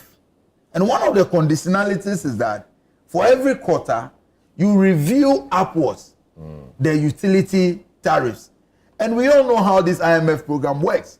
I was privileged to sit in a finance committee meeting with the IMF about a month ago in Parliament. I'm not a member of the committee, but as a friend to the committee, I sat with them when we received the delegation from IMF. And we went through all of these discussions. There were members of Parliament from the NPP there as well.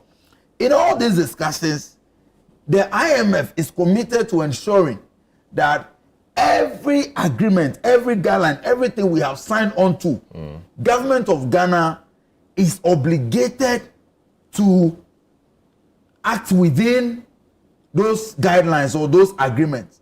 And so if you agreed that every quarter you will have a review of utility tariffs, government of Ghana under President Mahama cannot immediately just change that part of the agreement. I know we have had some engagements, and engagements are ongoing to actually relax some of these things. But again, you can have increments in utility tariffs.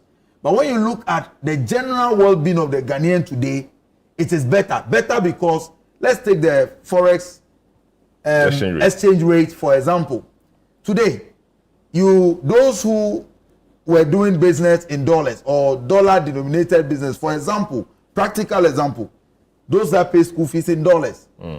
In the past, if your school fees was $3,000, you needed 16 times 3,000. So let's even bring it down for the purpose of simple calculation. 48,000. 48,000 Ghana cedis in order to pay that fees. Today, you need just about 39,000 Ghana cedis because the dollar is just a little over 13. And so you have made great savings. Again, it is the same for those who buy cars. Today, when you go to the port, because you are buying the car in dollars, if you needed 160,000 to buy a car worth $10,000, today all you need is just about 132,000. You have made savings of 28,000. How is this translating to the ordinary? And these ones they are translating today in the market, etc. It is translating in the market because when you look at the general economic indicators, inflation is going down. You agree with me? And the exchange rate it's also the city is appreciating. What it means is that those who are engaged in trading, especially, go to Abosokai.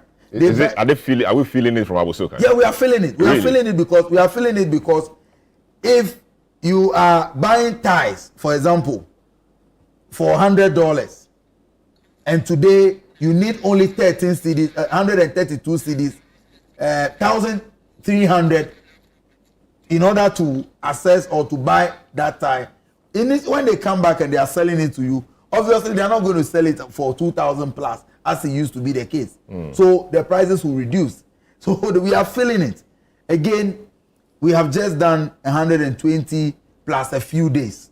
But I can tell you on authority that the general economic well-being of the Ghanaian people today is better than we met it. 30 seconds on galamsey. Galamsey, government has made great progress. But the promise was on repeal. We will repeal the law. And I tell you that as a member of parliament, I am interested in having that law repealed.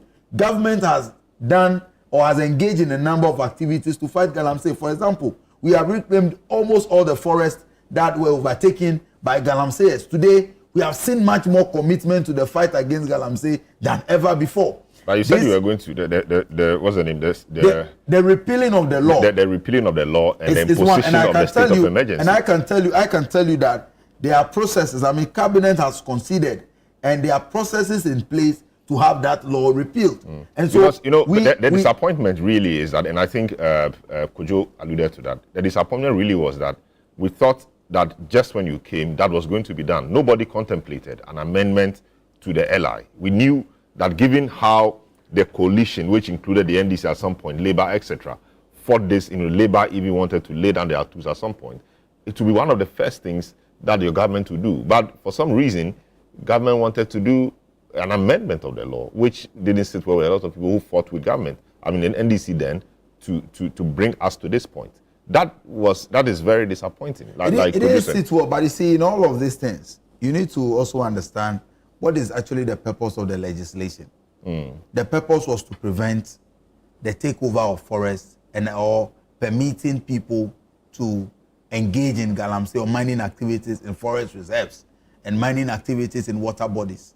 Now, government in the last 4 months has shown enough commitment to the fight against galamsey such that in this 4 months, the LI is there, but it is literally, I can say it is moot. Moot because government has not issued any permit for anybody to go and mine in these forest reserves. Government has not given any permit for anybody to go and mine in water bodies. What we have been engaged in is that there have been an aggressive combat against galamsey. We inaugurated the water guards. People criticized it and thought that what could they do? But these water guards are serving as whistleblowers.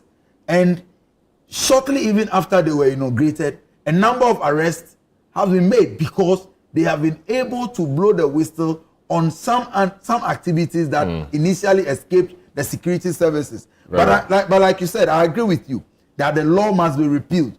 But what we have engaged in from the day we were sworn in has been that we have been fighting galamsey. And everybody in the galamsey areas, every stakeholder will agree with me that the NDC government under President John Dramani Mahama has shown much more commitment to the fight against galamsey than the previous government.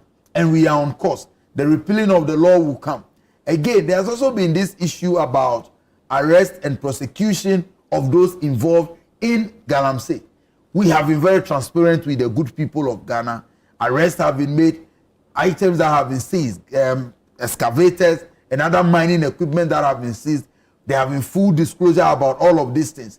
The most significant thing for us to take away today is that in the last 4 months, under the NDC government, every forest, the forest reserve, where mining activities been reclaimed. We have been able to reclaim them. And for me, that is the victory in the fight against galamsey. Very well. And even fighters, I mean, the likes of Erasmus and other whistleblowers in the fight against galamsey will agree with us that any time they prompted the government or the security agencies about any activity of galamsey, either in a forest reserve or in any water body, the government responded with alacrity. That is a responsible government committed to the fight against galamsey. Very well. The Honorable Foko, just a brief one. I mean, a lot of things have been said. Still, your side organized a press conference to poo-poo the achievements of the government. You said there were a number of things. I mean, insecurity, there was the issue of the CJ, which we'll come to, was a major one as well. I mean, hearing all of that, is it a case that your position has changed, or you are still convinced that the government in its first 120 days has been abysmal? And what steps or what things will you expect it to do to win you over, if that's possible at all?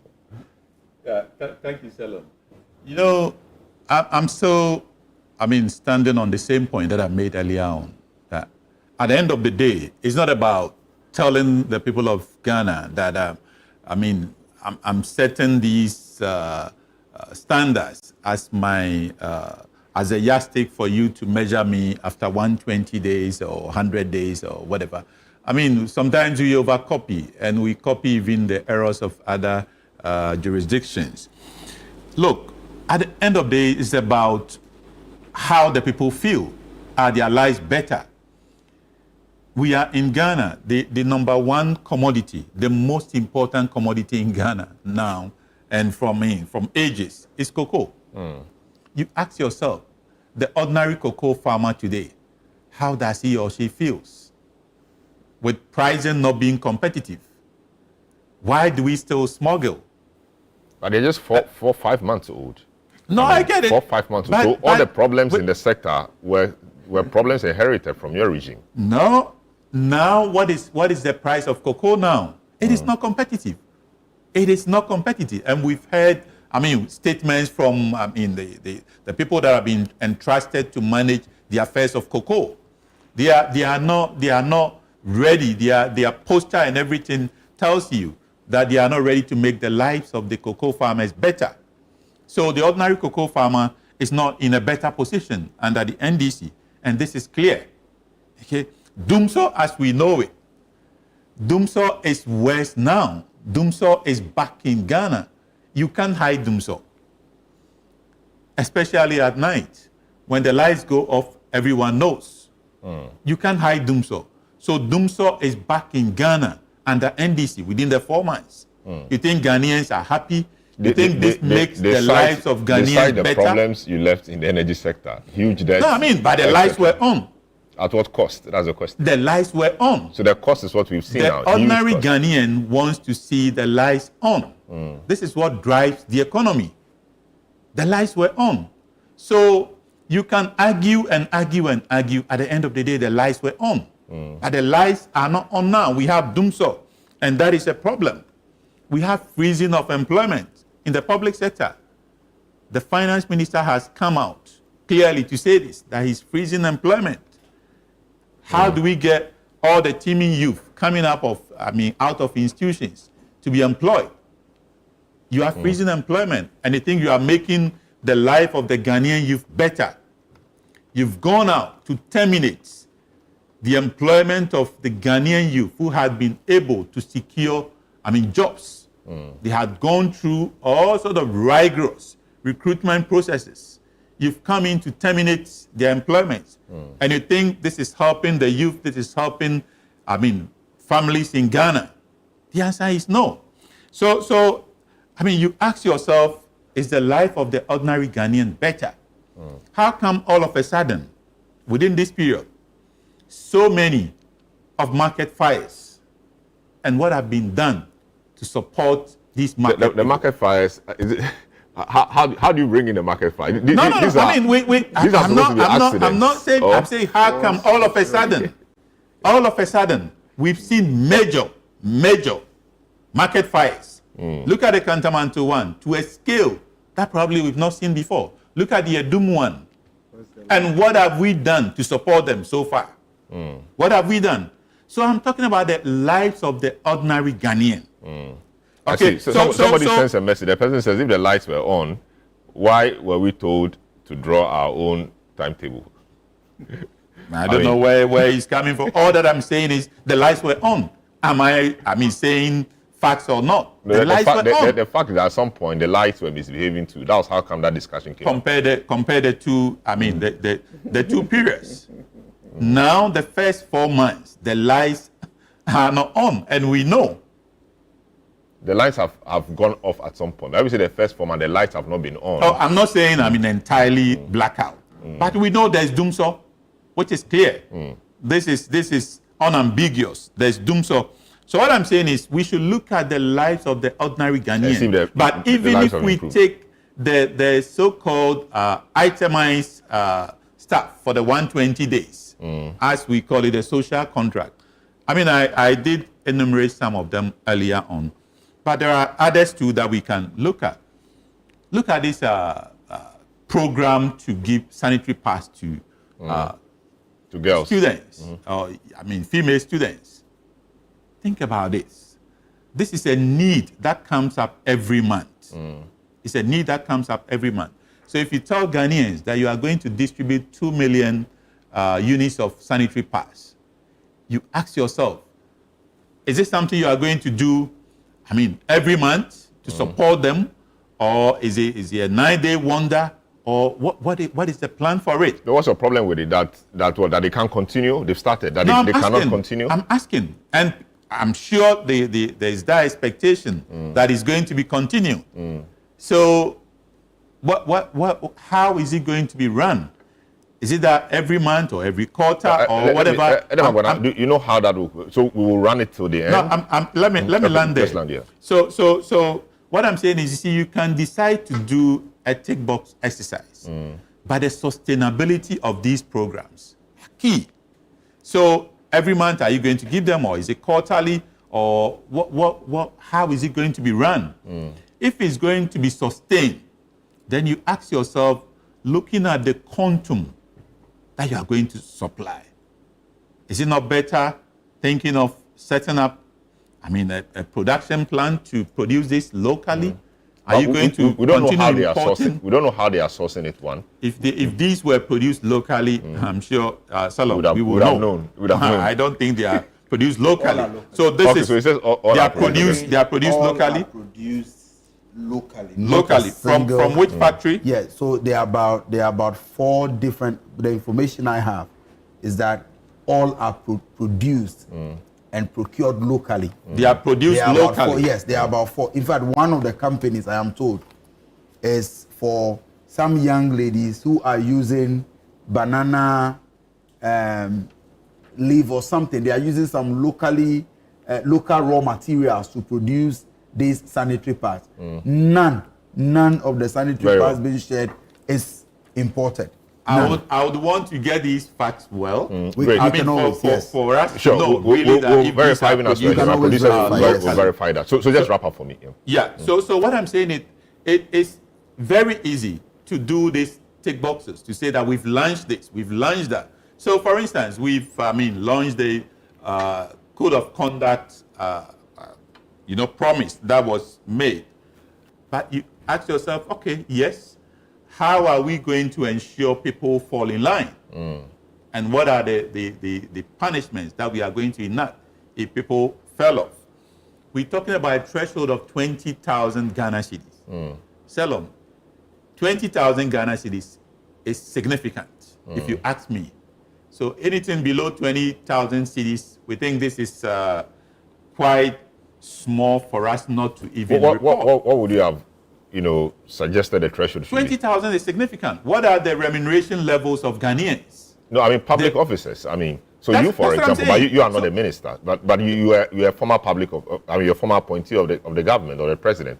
You are managing director of NIB. So assuming somebody came to your office with a gift item of 20,000 cedis, that is significant. Would that be enough to sway you to make a decision in the person's favor? 20,000 is significant.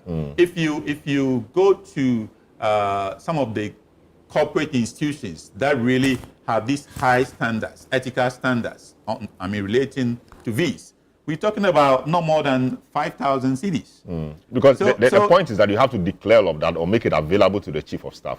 And perhaps you look at the administrative bottlenecks that may arise from there. 5,000 cedis worth of gift. It could be a drink. It could be flowers. It could be anything. You have the chief of staff's office now be inundated with all these things every day, perhaps making it 20,000 as a starting point reduces the number. I don't know. So, Salom, 20,000 is high. It's high. So it is high. So you think compared to the remuneration of the people that you are trying to, whip in line. No, these are public officials. A lot of them earn way more than 20. And it's not like cash. It's not like cash. It's a value, the monetary value. Yes. So, for example, a laptop. We're giving a laptop to a public officer. Sway that public officer to give you a contract, for example, worth $50 million. That's the question. So I don't know. I get you, but I in my view, that 20,000 threshold is really significant. So it should be reduced to 5,000. It should be reduced. It should be reduced. If we are serious about it, then it should be really, our threshold should be really low. Very well. So ticking the boxes to say that we've launched that, we've started this, it's about getting it done. Ghanaians want their lives to be better. Great. That is what it's about. Great. Not about launching, not about ticking to say that I've scored this level. No. It's about making their lives better. Nana, your concluding thoughts on this? On this whole 120-day achieved, not achieved, outcome, input, all of that? As I stated earlier, you see others have analyzed going outside of the 26 the KPIs, points. yes. The KPIs, and which is what I said before. There are many, many more things that we need to discuss. If we talk about the galamsey menace, our waters are still brown. Whether we have deployed troops, whether we have deployed helicopters, whether we have raised spaceships, our water is still brown. We need to improve it. And we know how to do it. Stop the people from doing what they are doing. The arrests, many of the arrests are low-level people. Low level. The person you have taken to the site. They are inconsequential. The gurus are still sitting and going about doing their things. So that one we have not done well. I think there was a suggestion about Charles's numbers being traced to the people who own the excavators. I've heard all Would that of be those a good place to start? Oh, people, we want action. You see, the reason why we voted for change is that somebody did not take action. Somebody did not think that for political expediency in their own mind, allowing things to go on will work to their favor. And they did not feel the pulse of the people. Look, people are very angry about this matter. People are very concerned about the water situation and our future and the kids and diseases and sicknesses and all of those things, and even availability of water, shrinking water bodies. They divert river paths or water paths to be able to mine in those areas. So all of those things, I am pleading that the fight on the galamsey, we need to refocus our energy and look for more results in that area. Having said that, there is a certain sociological, psychological, fresh breeze, a breeze that is passing through that people feel comfortable. That there's a change. People, I speak without fear. I speak. But in the last regime, you were coming here, you were speaking without fear. You spoke, you went home free, nothing happened to you. When you are going home, you're looking over your shoulders. But nothing happened anyway. Nothing happened to you anyway. That I have reported to you. But there are many things that is unseen that you feel a certain breeze. And we want to sustain it. You see, the election that took place and the change, it's not a change of faces. It's a change of ways of doing things that people are looking for. And you saw that this cut across the entire nation. And when Ghanaians are quiet and they are looking at you, be afraid, because they are processing and making their decision. And so there is a great will for President Mahama. People like his temperament. People like the way he's doing his things. But people are waiting for results. And because it's very early in the day to insist on certain things, as time progresses, there will be an insistence on certain things. And there are variables that are outside of the KPI. And that is what everybody is talking about. So if you heard all the speakers, they went outside of the KPI and they are talking about governance and what that requires and what we need to do. So if you have a banking structure that is giving 20% of funding to women, and you're starting a whole new women's banking, and you haven't tapped into that resource that allows it to be sustainable, then there are things that you must think about and talk about. You are talking about 10,000 jobs that was lost in the financial sector that have not been replaced. That have not been replaced. Ghanaian owners owning financial, you see, when you have a country and your financial sector is owned by foreigners, it means that you don't own and control your economy. So we need to be able to what? Bring back or include, encourage Ghanaians to be players in that area, because that is when you have ownership of the economy. So when you say that you are going to investigate the processes that led up to this and how people used it allegedly to enrich themselves, and we are all asking what happened to the 25 billion that was spent, and then the haircuts that people had to take as a subsequent, and all of these things, these were the reasons that people went out and voted. And so we must deal with those things as part of the resetting agenda. What are you resetting? You are resetting an economy that is based on the Ghanaian and must be the center of the economy. You can't have an economy that you court foreign banks. You court foreign banks who repatriate their monies back into their countries. And you do it at the detriment of a Ghanaian who keeps 100% of their money in the Ghanaian economy. Let me just ask a direct question, because yes. I know I know where your basis is. Has there been any conversation between the new government, the government, John Mahama government, and GN Bank, Etoile GN Bank, on anything at all, either restoring the license or helping it do? Because before the elections, we saw there were conversations between Papa Kwesi Ndum and then John Mahama. I think he visited him in his office and all of that. Has there been any initiation yet? Group Indum? Group Indum. Yes. Group Indum. I was part of those meetings. Has there been any initiation of any discussion in any form at all? Oh,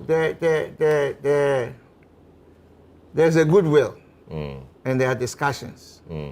And we pray that those discussions bear fruit and yield fruit as we go along. But what I'm saying is that is bigger than Papa Kwesi Ndum. You have Adongo, Seidu Adongo. Agogo, yeah. You have UT man.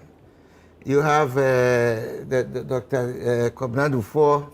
You have all of these great Ghanaian people who did to venture into the financial sector, to be able to have homegrown solutions to our people. And they were the banks that were giving microloans facilities to the market women and the businesses to be able to do local businesses. And if they go to the big, I don't want to mention any of the other banks, they are rejected. They don't want to deal with them. They are not interested in doing micro businesses. They want to do big oil businesses. They want to do this. They are not interested in working with the local economy. Very well. Look, if you talk about Group Indum and you talk about local contractors, we build local contractors. If you hear Kofi Job and all these other big name contractors that has emerged, we build them, we nest them from toddlers to grow them so that a local Ghanaian can have a place in business and be wealthy as a Ghanaian, because they will employ and keep the monies here. They will not repatriate them. So in building a nation that you don't take, you don't give preference to your own, you can never grow. Very well. You can never grow. So in the total year of looking at things, we cannot do sycophancy type of politics. We cannot do all praise, hail the king. Here we are in this country, when the then majority, about 90 of them, stood up to the president and told the president to make changes in his government. And the president looked them in the face and more or less BS them and pushed them aside. And those who dared to speak, they went after them. They competed in their backgrounds, they removed them, they finished them primaries, they did this, and now they are worried about what is wrong with their party. That is what is wrong with their party. Because they were not able to speak and be accountable. And so we as citizens cannot translate that to today. Very well. And that is why I am saying that in the issue of galamsey, we must become more focused in that fight, because citizens are still very angry in that area. There are other areas that steps have been taken, and we have acknowledged those areas. But the areas that we need to do more work on, we must do the work, and we must speak up, and we must make sure that we bring in the necessary changes. Very well. It's critical. Great. I'll take a short break, but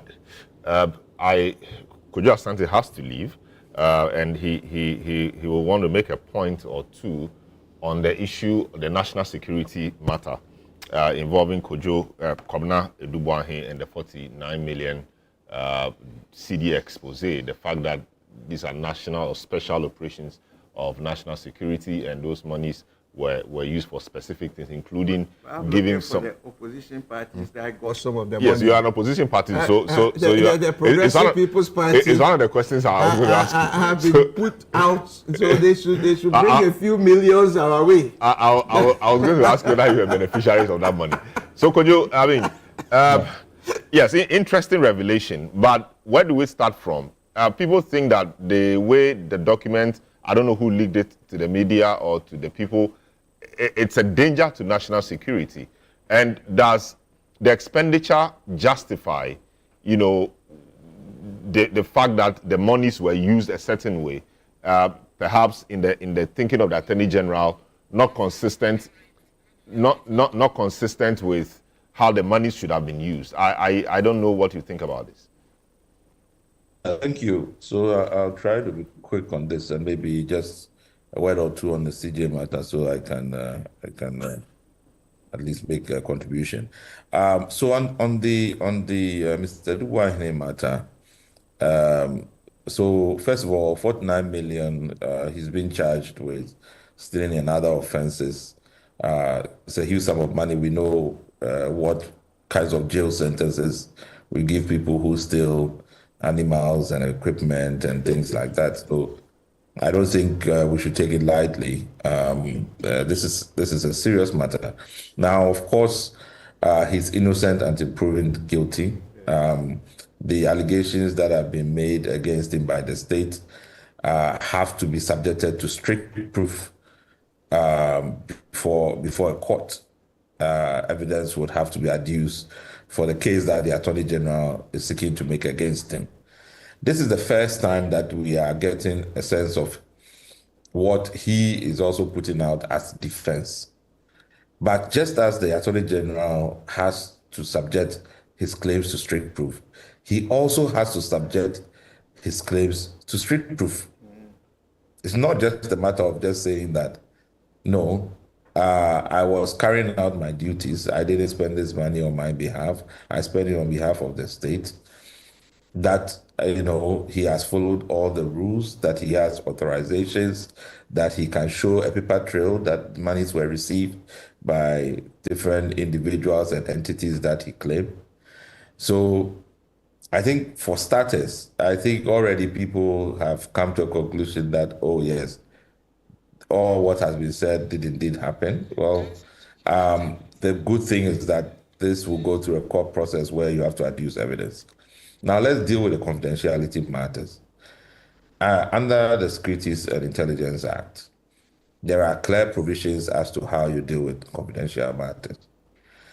With the permission of the Minister for Security, National Security, who in this case, currently the designated officer is the Interior Minister. Interior Minister, you receive permission to be able to divulge confidential information to a number of named officers. And if you look at the provisions in the Security Services Act, it includes the Attorney General. It also includes the Chief of Staff, the Chief Justice in the case of a court process. So I would have thought that if Mr. Duwane's defense is that this is basically much ado about nothing, I was just carrying out my duties, but these involve confidential information, that with the permission of the current Minister for Justice and Minister for National Security, and I'm sure that's the reason why the Attorney General, because remember, this is involving the Signals Bureau, which itself is part of the national security architecture. I would expect that the Attorney General will be engaging with the Minister and the National Security Coordinator, even to get access to information from national security to carry on, this investigation. So divulge, because the provisions are clear. If you divulge it in a way that is not consistent with the law, it is itself an offense. So it's bizarre to me. Maybe the strategy is, well, if the Attorney General is putting information out in the public, I have to put information out in the public. But it is strange. The current process, court process, provides all the avenues for a proper disclosure of confidential information, which in this case is supposed to be part of his defense for the charges against him. So I expect that should be happening. But we shouldn't ignore the issues that have come up in relation to, if this claim is substantiated, that payments were made to other state bodies, including Parliament, for the passing of legislation. If you remember the National Lotteries case that came some years back, so this allegation that Parliament do receive monies for the passing of legislation as some sort of a bribe or facilitation or whatever, those things have to be investigated. But it has to be established, first of all, that this is true. Then we take the next step, rather than the invitation to start going off on a tangent into various investigations when the processes itself to establish facts have not been, exhausted. Quickly on the Chief Justice one, so where we are, I think from the demonstration from the MPP, we have maintained, I have published some articles on this, but as a center, we have made the point that, in terms of the process, I think many people have, affirmed this, that as for the process, I don't see anything wrong with it, including even the position of the GBA in respect of Article 296C.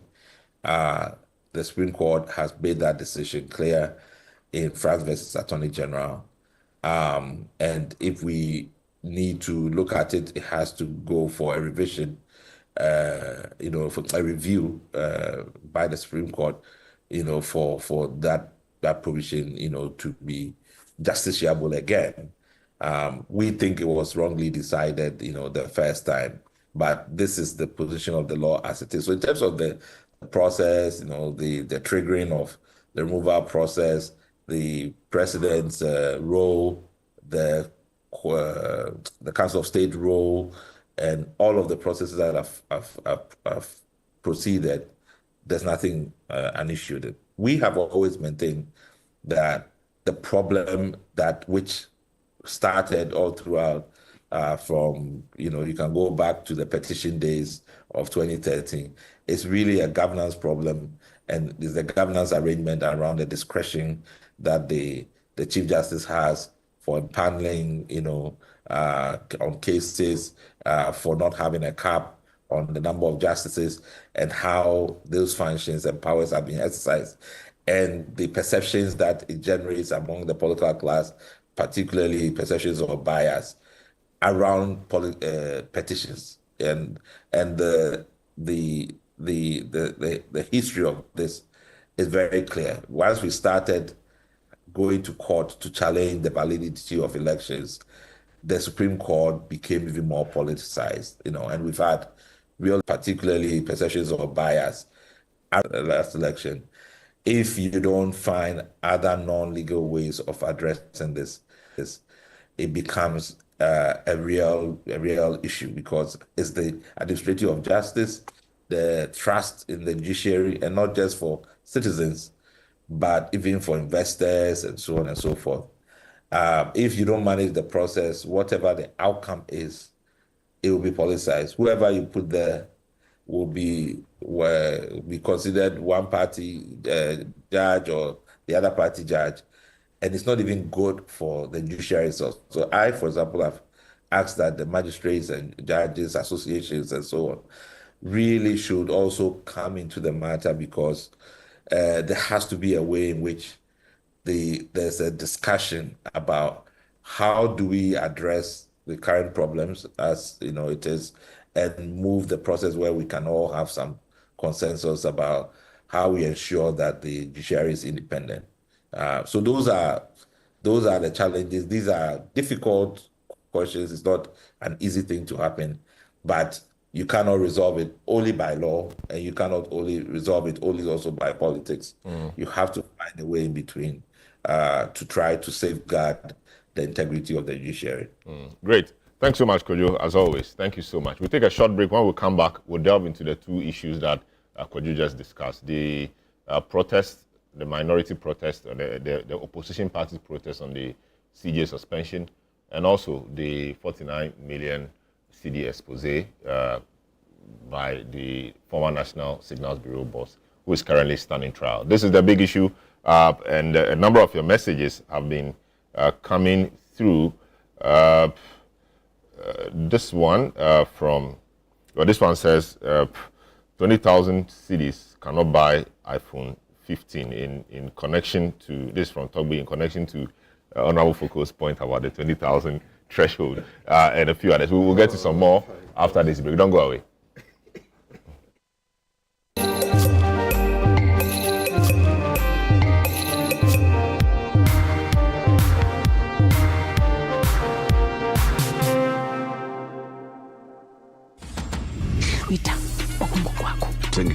So much love in the air.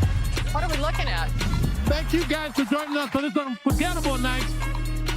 Paw Patrol is on a roll. It's Max Verstappen in the lead. The megastar is here. Absolutely sensational. Let's go! Just taking a trip down memory lane. Get unbelievable entertainment that is unbelievably easy to own. Get and stay connected to DSTV. Poverty makes you do what you otherwise would not do. Wealth makes you live the way you wish to live. But revenge cancels the lines between poverty and riches. It's either you're saying something progressive, or I'll just tell your wife that I'm carrying your child. Where is my father? Now that he's coming closer to the community, My papi go forget your own plans, so I go forget my own.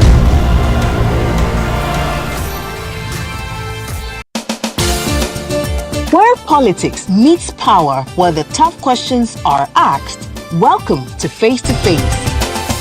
Every Tuesday at 9 p.m., join Umaru Sanda Amadou as he takes you face to face with the key players shaping the future of our nation. I lost over $10 million at the trade fair. You had a fight with the management of trade fair? I don't have a fight with them. I just deplore the way they went about what they did. Let's talk about the chief prosecutor of the state at the time that you were being prosecuted, Godfrey Yeboah-Dame, the Attorney General. Yes. I think he was directed to jail us. By who? by the system. Boku has been a failure for your government, though. Can't be a failure. You have not solved it. No, you are not praising them, the previous government for solving Yende, which was even a more difficult case. It's quite obvious that from these votes, the people felt that let's just let you go. So they were disappointed in us. You are essentially the worst government in the Fourth Republic. I don't know how you are doing that. If you based on the indicators. Yes, based on the number of people who refuse to come and vote for you. If that is your analysis, then why not? No filter, no boundaries, just the truth behind the headlines. Deep, bold, and unflinching. Face to Face with Umaru Sanda Amadou airs on Tuesdays at 9 p.m. only on Channel 1 TV, where politics gets real.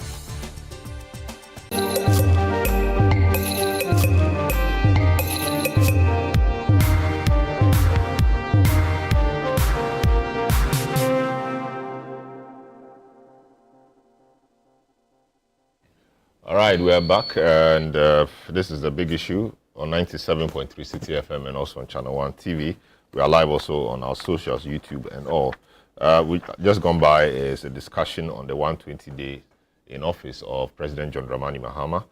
This message from Musa Kofi in Kintampo South said the NDC administration led by President Mahama has dismissed thousands of public servants without providing justification. This period has seen numerous challenges, including doomsday, increasing food price, escalating building material costs, allegations of cocaine shipments, and significant electricity and water tariffs increments. The president should be rated 2 out of 10 in his first 120 days. Well, that's from Musa Kofi in Kintampo. Now we move on to the next matter, which is the Save Our Judiciary demo.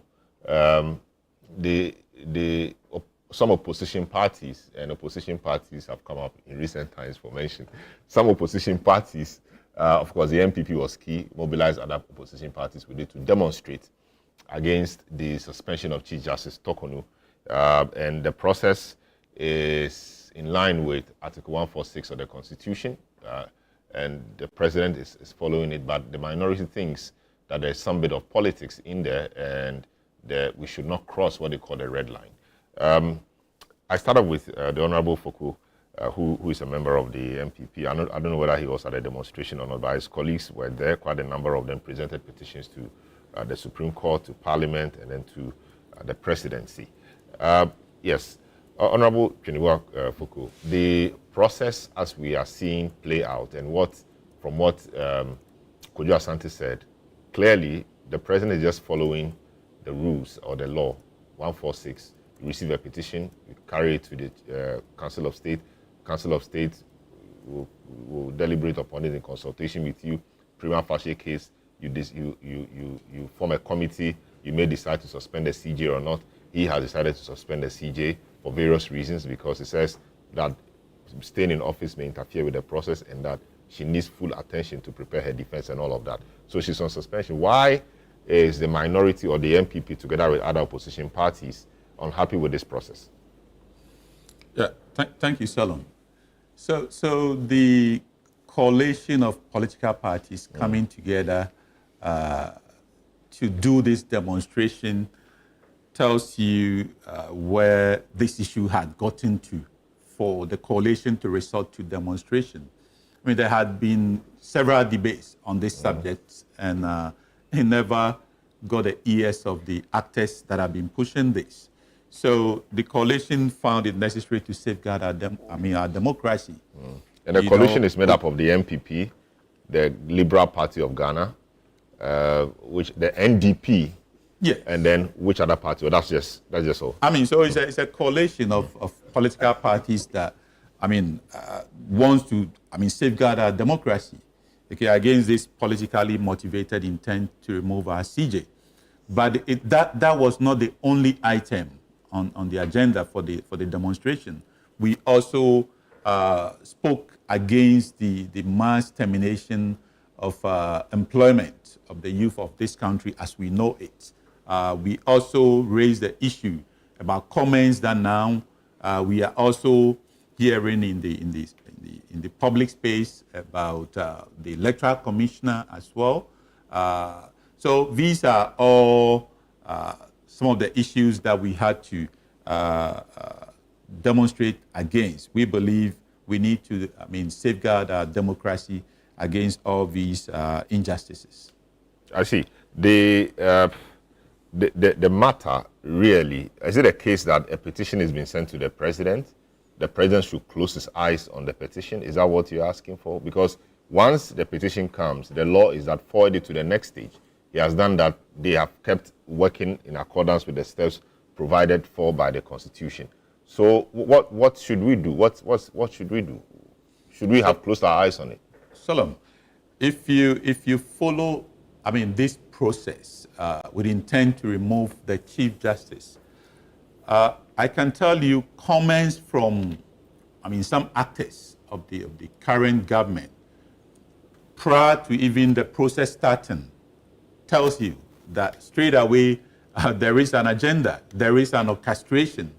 We have heard people coming out clearly to say that the Chief Justice will be removed. Unequivocally, they say it boldly. So they intend to remove the Chief Justice. You see that these had already been, orchestrated. It's just about going through the process. And you don't have to wait for people to enact what they have plotted before you start acting.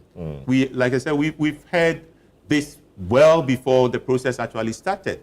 And even starting the process, people were so confident, bold, to come out, to make these statements, that they will remove the Chief Justice.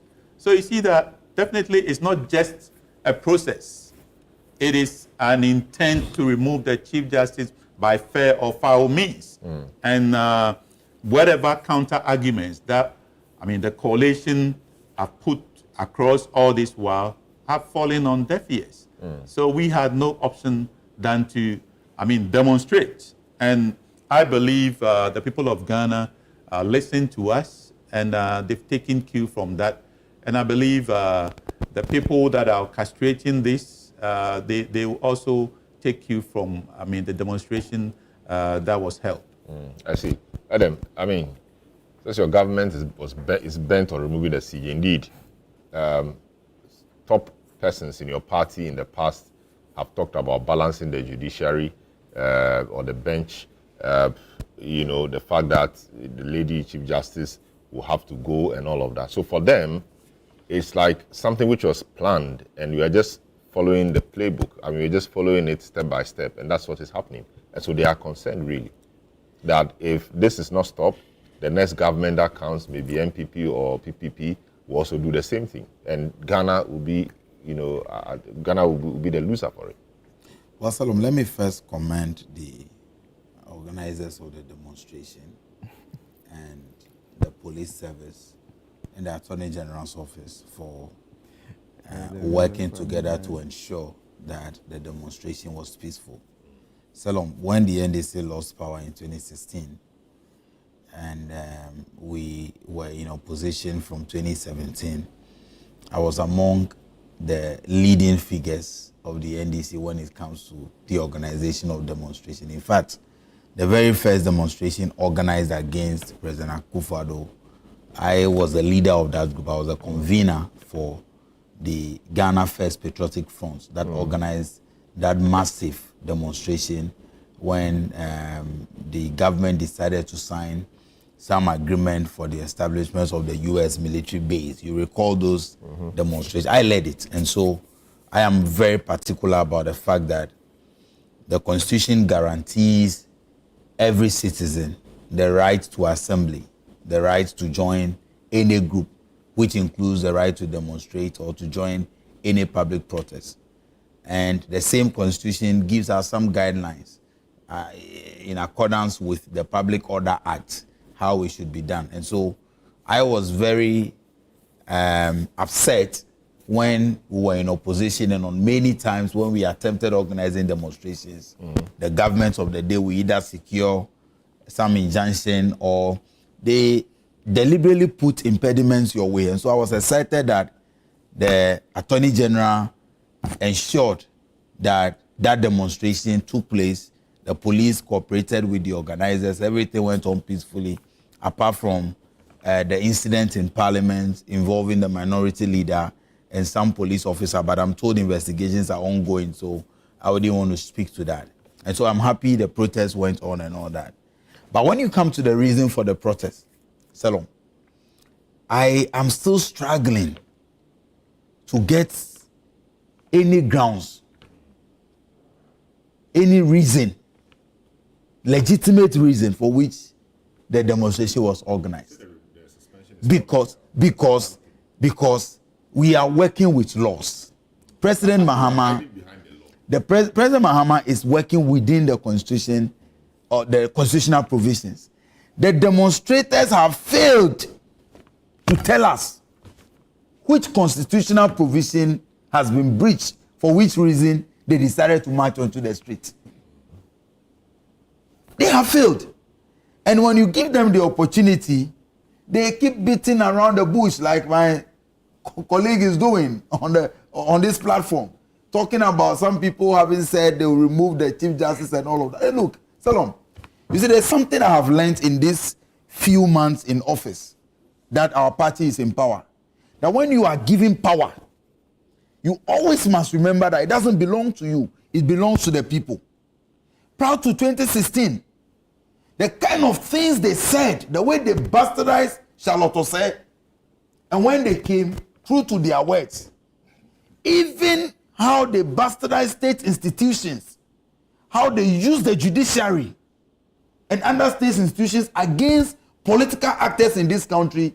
Look, if you give me the platform, I can give you countless examples of how the NPP used power to intimidate the Ghanaian people, including myself. We talk about Ayawaso West Wugon. Very often the focus is on Sam George, but I'm telling you that I was a victim. I was one of those that the police brutalized on the University of Ghana campus. You were there. I was then a deputy national youth organizer of the NDC. So-called national security operatives slapped me, beat me up on Legon campus, and they are aware. What did you do? You were causing trouble? You were misbehaving? I never misbehaved. I only went to inspect, as I had even the monitoring tag given by the Electoral Commission. But that is how they used and they abused power. Today, even when the president is just acting within the constitutional provisions, they are already, so, I mean, they are not, if this is how to go, nothing, then there are many more demonstrations that they will be going on. Because these demonstrations will not stop President Mahama from exercising the constitutional rights to ensure that the right things are done. Look, talking about the judiciary, in 2024, according to an Afrobarometer, 9 out of 10 Ghanaians believe that the judiciary was not serving the interests of this country. 9 out of 10.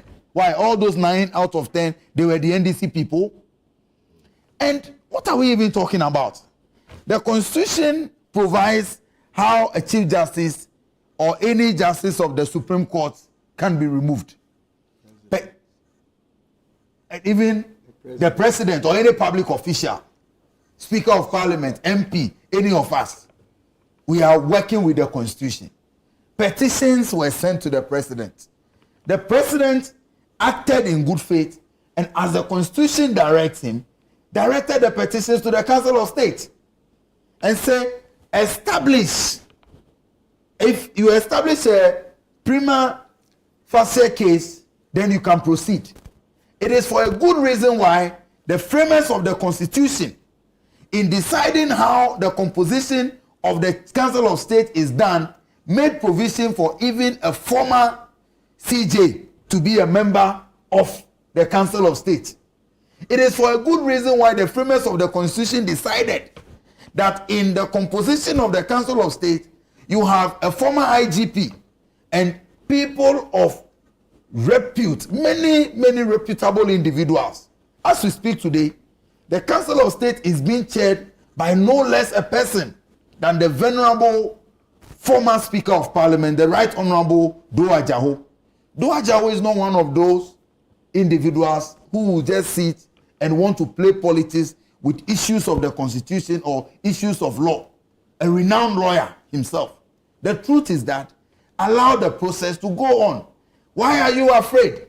Why are you frightened? If indeed she has not done anything, if indeed she is clean, she will have her day before the committee. President Mahama even unlike what you did, where you bastardized state institutions, where you had no recourse to the rule of law. Look, there was a time in this country. Well, when you say bastardized state institutions, what do you mean? Bastardized state, I mean how they disrespected and disregarded even these state institutions. For example, there was a time in this country where a court of competent jurisdiction granted bail to, I think it's Afoko's brother. Gregory Afoko, yeah. Gregory Afoko. They refused to execute it.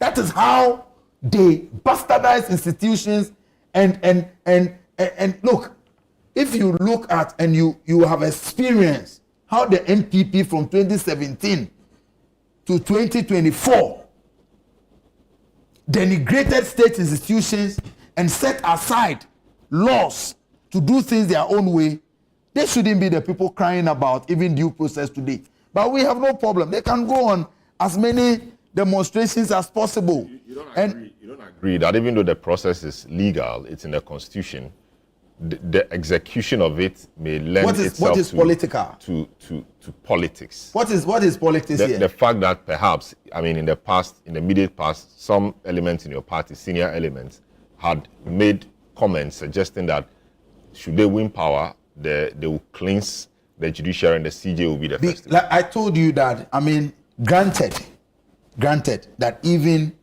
senior members of our party in opposition said there was a need to cleanse the judiciary when we win the elections, that would have been a fair statement to make at the time. Because, like I said, 9 out of 10 Ghanaians, according to a survey, believed that the judiciary needed cleansing. Ghanaians saw how even on tape, video, judges took yam. Judges took goat. That was many years ago. And yes. And that was not in the NPP era. No. So I'm telling you, we are not discussing judiciary within a particular political era. I'm talking about the fact that if anybody said that, vote for me, and I will reset the judiciary, it would have been a fair statement to make, because you make the statement maybe at the time you believe that the judiciary was not necessarily serving the best interest of the public. And again, fair enough. Let's even leave the politicians out of this issue. There was a time in this country where the national security minister himself, under your government, admitted and said that the judiciary was becoming too predictable. He even said that I am admonishing you not to be predictable, because any political case, it was possible for you to predict the outcome of the case. And that is how the judiciary end for itself, the Supreme Court end for itself, the infamous unanimous. But you guys gave it that name. So the point is you guys gave it that name. So whether it was I'm saying that the law must be predictable. So if I took the beauty of the law is if I took a matter to court, I should be reasonably able to say that the court could say A, B, and C about my matter.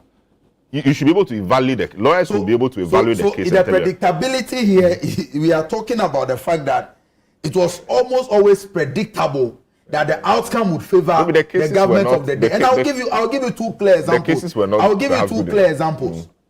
In the matter of Techiman South, the court ruled, the same High Court ruled that the people of Techiman could not be denied representation in Parliament.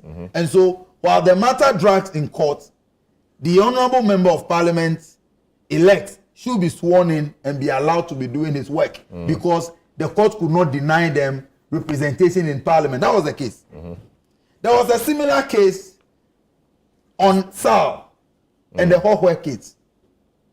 For 4 good years. Why? The people in Sal, which is now Guan constituency, are they not Ghanaians? They don't deserve representation in Parliament. And so we could see that clearly the predictability was in a certain political line, to the extent that the most respected lawyer, Atuguba, now Dean of the University of Ghana Law School, I stand to be corrected, if he is still, also in a research published indicated that the time judges were appointed had an influence. Also, he could link the outcome or the decisions that they made on specific political cases to the time that those judges were appointed. Recall that is publication. Well-researched, profound publication. And so if anybody said in 2024... So that's why you're also appointing more judges. No, that is not... That is, I didn't say that. I didn't say that. I mean, if you reference the research... I didn't say that is it. But you see, I wouldn't even have... I agree with those who feel that or who believe that we should put a certain ceiling or limit to the number of judges that should be appointed to the Supreme Court. But you see, you bypassed very senior judges, appointed their genius to the Supreme Court. You have left the judiciary this way and you are uncomfortable even just with the appointment of 7. But that has been done. Tell me, the 7 people that have been appointed. Look, I have friends who are judges, friends who are lawyers. All the 7 that have been appointed, if I ask you, which of them do you think is not qualified to be on the bench? Which of them? But in previous years, when President Akufo-Addo made appointments to the Supreme Court, even senior lawyers came out to criticize some of the people that were appointed to the bench. But look at the people that have been appointed. Some of them are people that have been bypassed for several years due to suspicions of this same nature. So my point is that, yes, demonstrations, yes, we agree. Everybody should go on demonstration. If they want to do a 1 week, we'll encourage them. I am just happy that our government will not put impediment on their way. But you must have a good and a very sound reason for going on demonstration. I challenge you, tell us, which law has President Mahama breached in the processes over? Nothing. Very well. We will go on, we will not be intimidated by the demonstrations, and we will ensure that the right things will be done. The opposition parties that demonstrated, of course, I didn't see the PPP. But why didn't the PPP join that demonstration? Is it because the PPP disagreed with the objective of the demonstration? The PPP doesn't want to save the judiciary? The PPP has released a press statement on the whole matter. One, this is not in the press statement, but I believe that the CJ is a victim. It's a victim of MPP politics using her to try and energize their party. You see, the foot soldier exercise that took place was not for the CJ. And you see how now they said it was for the CJ and now they're adding other topics or other reasons. Because the energy or the rationale behind it is losing momentum. And that is why their own Professor Michael Quay has come out to make a statement that perhaps the CJ should be allowed to resign. Because the senior people are beginning to realize that a process which is a process, there's no violation in terms of the Constitution. You can feel is a feel, whatever way you feel about it. But the process is the process. And once the process is being allowed to go through, and that she will have her day in terms of having a representation by a lawyer, for her to also go and make her case before the committee, you cannot fault such a system or such a process. So I believe that the MPP looking for something to energize their party, they are taking the CJ issue as an MPP issue, and you have further politicized the CJ who is sitting here somewhere, who has not asked you to go on a demonstration for her. And she is partaking in the process. Has she stopped partaking in the process? She is partaking in the process. She wrote for copies of the petition. She received the copies. She responded to the petition. And now it has moved to the next stage. Has she said that she does not want to be part of the process, or she will not partake in the process? So in you crying more than the bereaved, what are you gaining from that process? It is an attempt to energize their base, because you see, they are still in a state of quandary. They don't know what happened to them in the elections. And if you look at the internal activities, the stabbing of each other, a thank you tour that has ended abruptly in a negative way, you can see that all the antics is in a way to try to re-energize their party, which has nothing to do with the CJ. And we must take that into perspective. So when we issued our statement, we said that in terms of the process, we don't see anything untoward about it. The process itself, everybody who has come to speak are saying that there's nothing untoward about it. But then they point to other mitigating factors. That what will be its impacts? What precedents will this set in the future? How are we viewed internationally? Those other issues are issues that we can interrogate and discuss further. But in terms of the process and the law there's itself, nothing wrong with it. There's nothing that has happened. And she is a victim of a party trying to energize their base. Good. And look, we went further to say, GBA makes a statement, the first statement. And GBA's statement was in tandem to PPP's first statement. We have also made two statements on the matter. That we must comply with the processes. Let's be calm. Let's give the process a chance. Let's look at it. And then 2 days after, a 180 turnaround, an aggressive position is taken by the GBA. And the position the GBA has taken mirrors the MPP's position on the matter. So what does that tell you? And then we get further evidence of how some 43 or 47 people were there who took a those were the people in the meeting. On the behalf so they of everybody else, and they moved in an aggressive manner. It's also being alleged that the GBA head was supported by the MPP administration for that position. And she has a direct... please, allow me to finish my... Do we have evidence? I said alleged. No, I use the word alleged. Yeah, but alleged. I use the word alleged. No, but it doesn't. But what I'm saying is that you heard me. She's a lawyer of many years standing. She only happens to be married to another lawyer of a former attorney general. She is the spouse of a former attorney general. But that doesn't mean the MPP supported her. No. She has been seen in party colors. No, supporting her husband. It's something. We need to be. Not now. When she was not.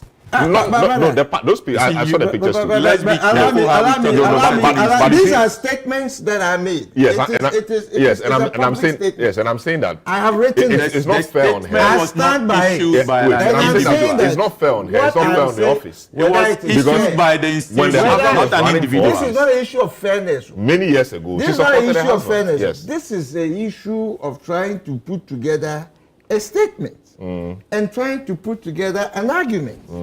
And I'm saying that there was, within 2 days, a 180 turnaround from an original statement. Because the original statement, the team hadn't met. The team met after, because there was a media conference where members met. Of course, you can argue that the members who met were not many. But members met, which is a fact. And members put out the statement or the communique, which is done every time. I have put a statement. Very well. I stand by my statement. Great. And I'm saying that if you look at the processes that has been going on, the CJ is a victim. You hear I've said that. And I'm saying she's a victim of a party looking for a topic to become viable. And the processes that she has gone, and the party itself, MPP's leaders, now coming to talk about possible resignations and the rest, is showing that perhaps they are not in consonance with the decisions that are going and happening. And it is clear, because if no other than the former Speaker of Parliament, Professor Michael Quay, says that the CJ should possibly resign and the processes that is being undertaken cannot be stopped. Very well. It is an admission. It is admission that no law has been broken. That tactically they erred. Very well. And the error is that, but you see the outcome is that the CJ is the one that is being tarnished. Very well. Is being destroyed. You are going on the demo. You are making the noise. You are shouting, but all your shout goes to naught, because your exercise that you did is just it's a key fit exercise. Because that exercise in itself cannot have any bearing. Yes, but it's a so were you doing it to help her, or were you doing it to help yourself? It's to deepen democracy. It doesn't. Very well. Let me tell you frankly. The motive is that you are trying to help the CJ. Very well. Or are you trying to help yourself? And that is the process. I'm saying that the CJ is the victim of political maneuvering and interference. And the statement by their guru, Michael Quay, shows that the woman is indeed has been victimized by the activities of the new patriotic party. Then thanks so much. That point has been made. So yes, I mean the demonstration. You're a civil society person. Demonstrations help our democracy, etc. In a minute or two, kindly talk to me about what you make of the demonstration, its impact, and whether there was anything in there at all. Nana, for example, says that the CJ rather has become a victim of that demonstration because that demonstration has further politicized the process. In a minute or two, can you put all of that together for me? Well, first of all, everyone has the right to demonstrate, and I doff my hat to the MPP people for going to demonstrate. I would have wished that they had just developed the same love for rule of law and civility when their government, together with the EC and the judiciary, elements in the judiciary, denied us representation. They kept mute for 4 years. But they have every right to do so. In fact, I asked a few of my civil society actors, should we join the demonstration? They said, for what reason? Because no law has been broken here. I mean, no, so they should just allow as Kojo rightly said, we just allow the process to go on. I mean, look, if you haven't committed the crime, then you probably will be saved. I don't see anything wrong. To be frank with you, it's a matter that I like to just say it's part of a democracy. And by the way, they had the right to demonstrate, and it's good they did that. I mean, next time they should do so. They should keep doing that as well. And happy the police never raised it. And Nanado, it's not good to remember some of these things. But anyway, we're happy. Yeah. Yes. So now talk to me quickly about the national security matter. Kwabena Duboahin, 49 million, and all of that. I mean, I think it's an attempt to also defend himself because a lot has been said about him in the public. I don't know how it got leaked. I don't know what the strategy is, but just deal with that for me quickly. Frankly, I don't know what the strategy is either. I mean, if you've been accused of all these heinous crimes, I don't see the point in writing. Maybe the letter was under wraps and then maybe it got leaked. But otherwise, Charlie, this is untied. To think that the national security, someone who works in the national security setup, has access to these kinds of things and was able to do the things they say he's done. And by the way, writing that, is it justifying the fact that he did all of that? I don't think we have a proper national security setup, or probably we did never had one. There's all this thing about how vaunted the national security system is. This is the clearest indication that it was hollow. Otherwise, everything the guy did must have been known by the system. If that national security sector was not, they didn't see this. Imagine the elections were won by the NPP. Can you imagine? Thank Very God. well. Great. Honorable Foucault, putting all of that in the public, gave money to opposition. We don't know how much he gave to government to do other things. But, I mean, would this justify the expenditure? Solomon. So in the first place, it looks like until the last couple of, days when this expose came, when he released his letter from Iyoko cells, everything seemed okay to the people that were inflaming this, the people that were coming out, making all sort of statements, trying this person in the public and all that. Everything seemed okay until he came out with this expose. And now there's quietness, there's unease, and people have started now attacking him for releasing this. If we had that respect for the institution of national security, why did we even start in the first place bringing these issues out? If you read his letter carefully, he started by saying that he had kept all this kind of information from his interrogators, knowing the institution where he worked and the implications on the nation as a whole. He kept those to himself. And he made all effort to try to reach to the Attorney General, but he never had a chance. So he was pushed to the wall. And that is what led to... addressed to the Attorney General. And in fact, the court system, he will go to court, you have his day in court. The court system could protect him or would have allowed him to make the same statements, but in camera. And I started, that's why I started by saying, until this letter was released, all that was going on, and this same line of,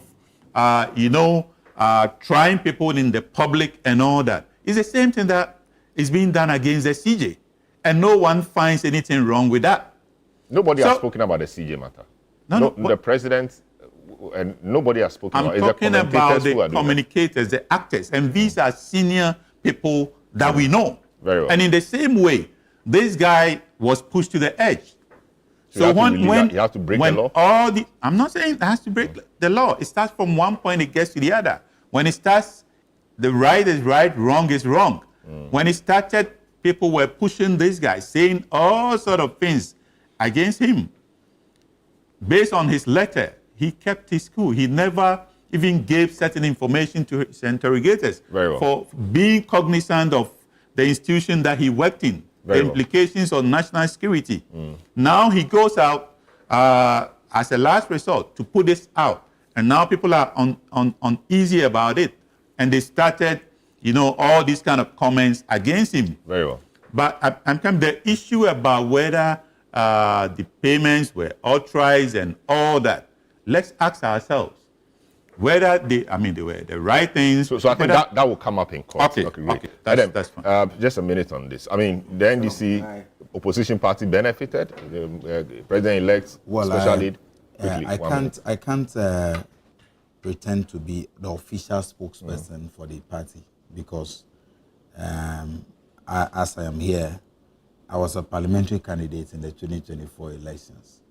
What I expect is that if Kwabena Edo-Boahen mentions the NDC as a political party, as the party, the opposition party he was referring to, the party will use its structures to either deny or confirm the allegations. But what I know so far is the fact that the National Communications Officer, Sami Jemfi, in a Facebook comment, stated that the NDC did not receive any such funding from him. Great. Then let's allow the law to work and deal with these issues. I believe that at the end of the day, whoever may have received this support, that is, if there was any support in the first place, the law should be able to, the court should be able to establish it. Great. And then let's get this issue out of the way. Yes, you have 60 seconds to make your point. I mean, what's your thinking around all of this? I've issued a statement on this. And let me read a portion. No intelligence doctrine, foreign or domestic, permits such opaque conduct. If we tolerate it under the banner of special operations, we effectively sanction impunity in the heart of our national defense structure. Great. If you go to the United Kingdom, United States, Canada, they all recognize special operations. But you must account. Sorry. There's a trail. There's a paper trail. There is an internal audit system that allows you to trace the funding. This one has to do with spouse accounts and the rest. So the spouse was vetted. Are we saying that? No, are we saying that as a nation, as an intelligence community, we don't have a structure or system whereby you can create avenues and systems to make sure that you do operational type activity? It is recognized all over the world, but there is an accountability audit trail that allows it. So you can't hide under the intelligence banner, because the intelligence banner must be audited. And Parliament, we need to strengthen our system. Parliament must have oversight committees. There are special parliamentary committee that can review this thing in camera and ask the necessary questions for solutions. Thanks so much. This is how we conclude today's edition of the program. My name is Salom Adonu. Thanks so much, Honorable Chuniba Fuku, Edem Agbana, and Nana Ofori Owusu for joining us. Earlier, Franklin Kuju as well. Earlier, you saw Koju Asante. Have a good afternoon.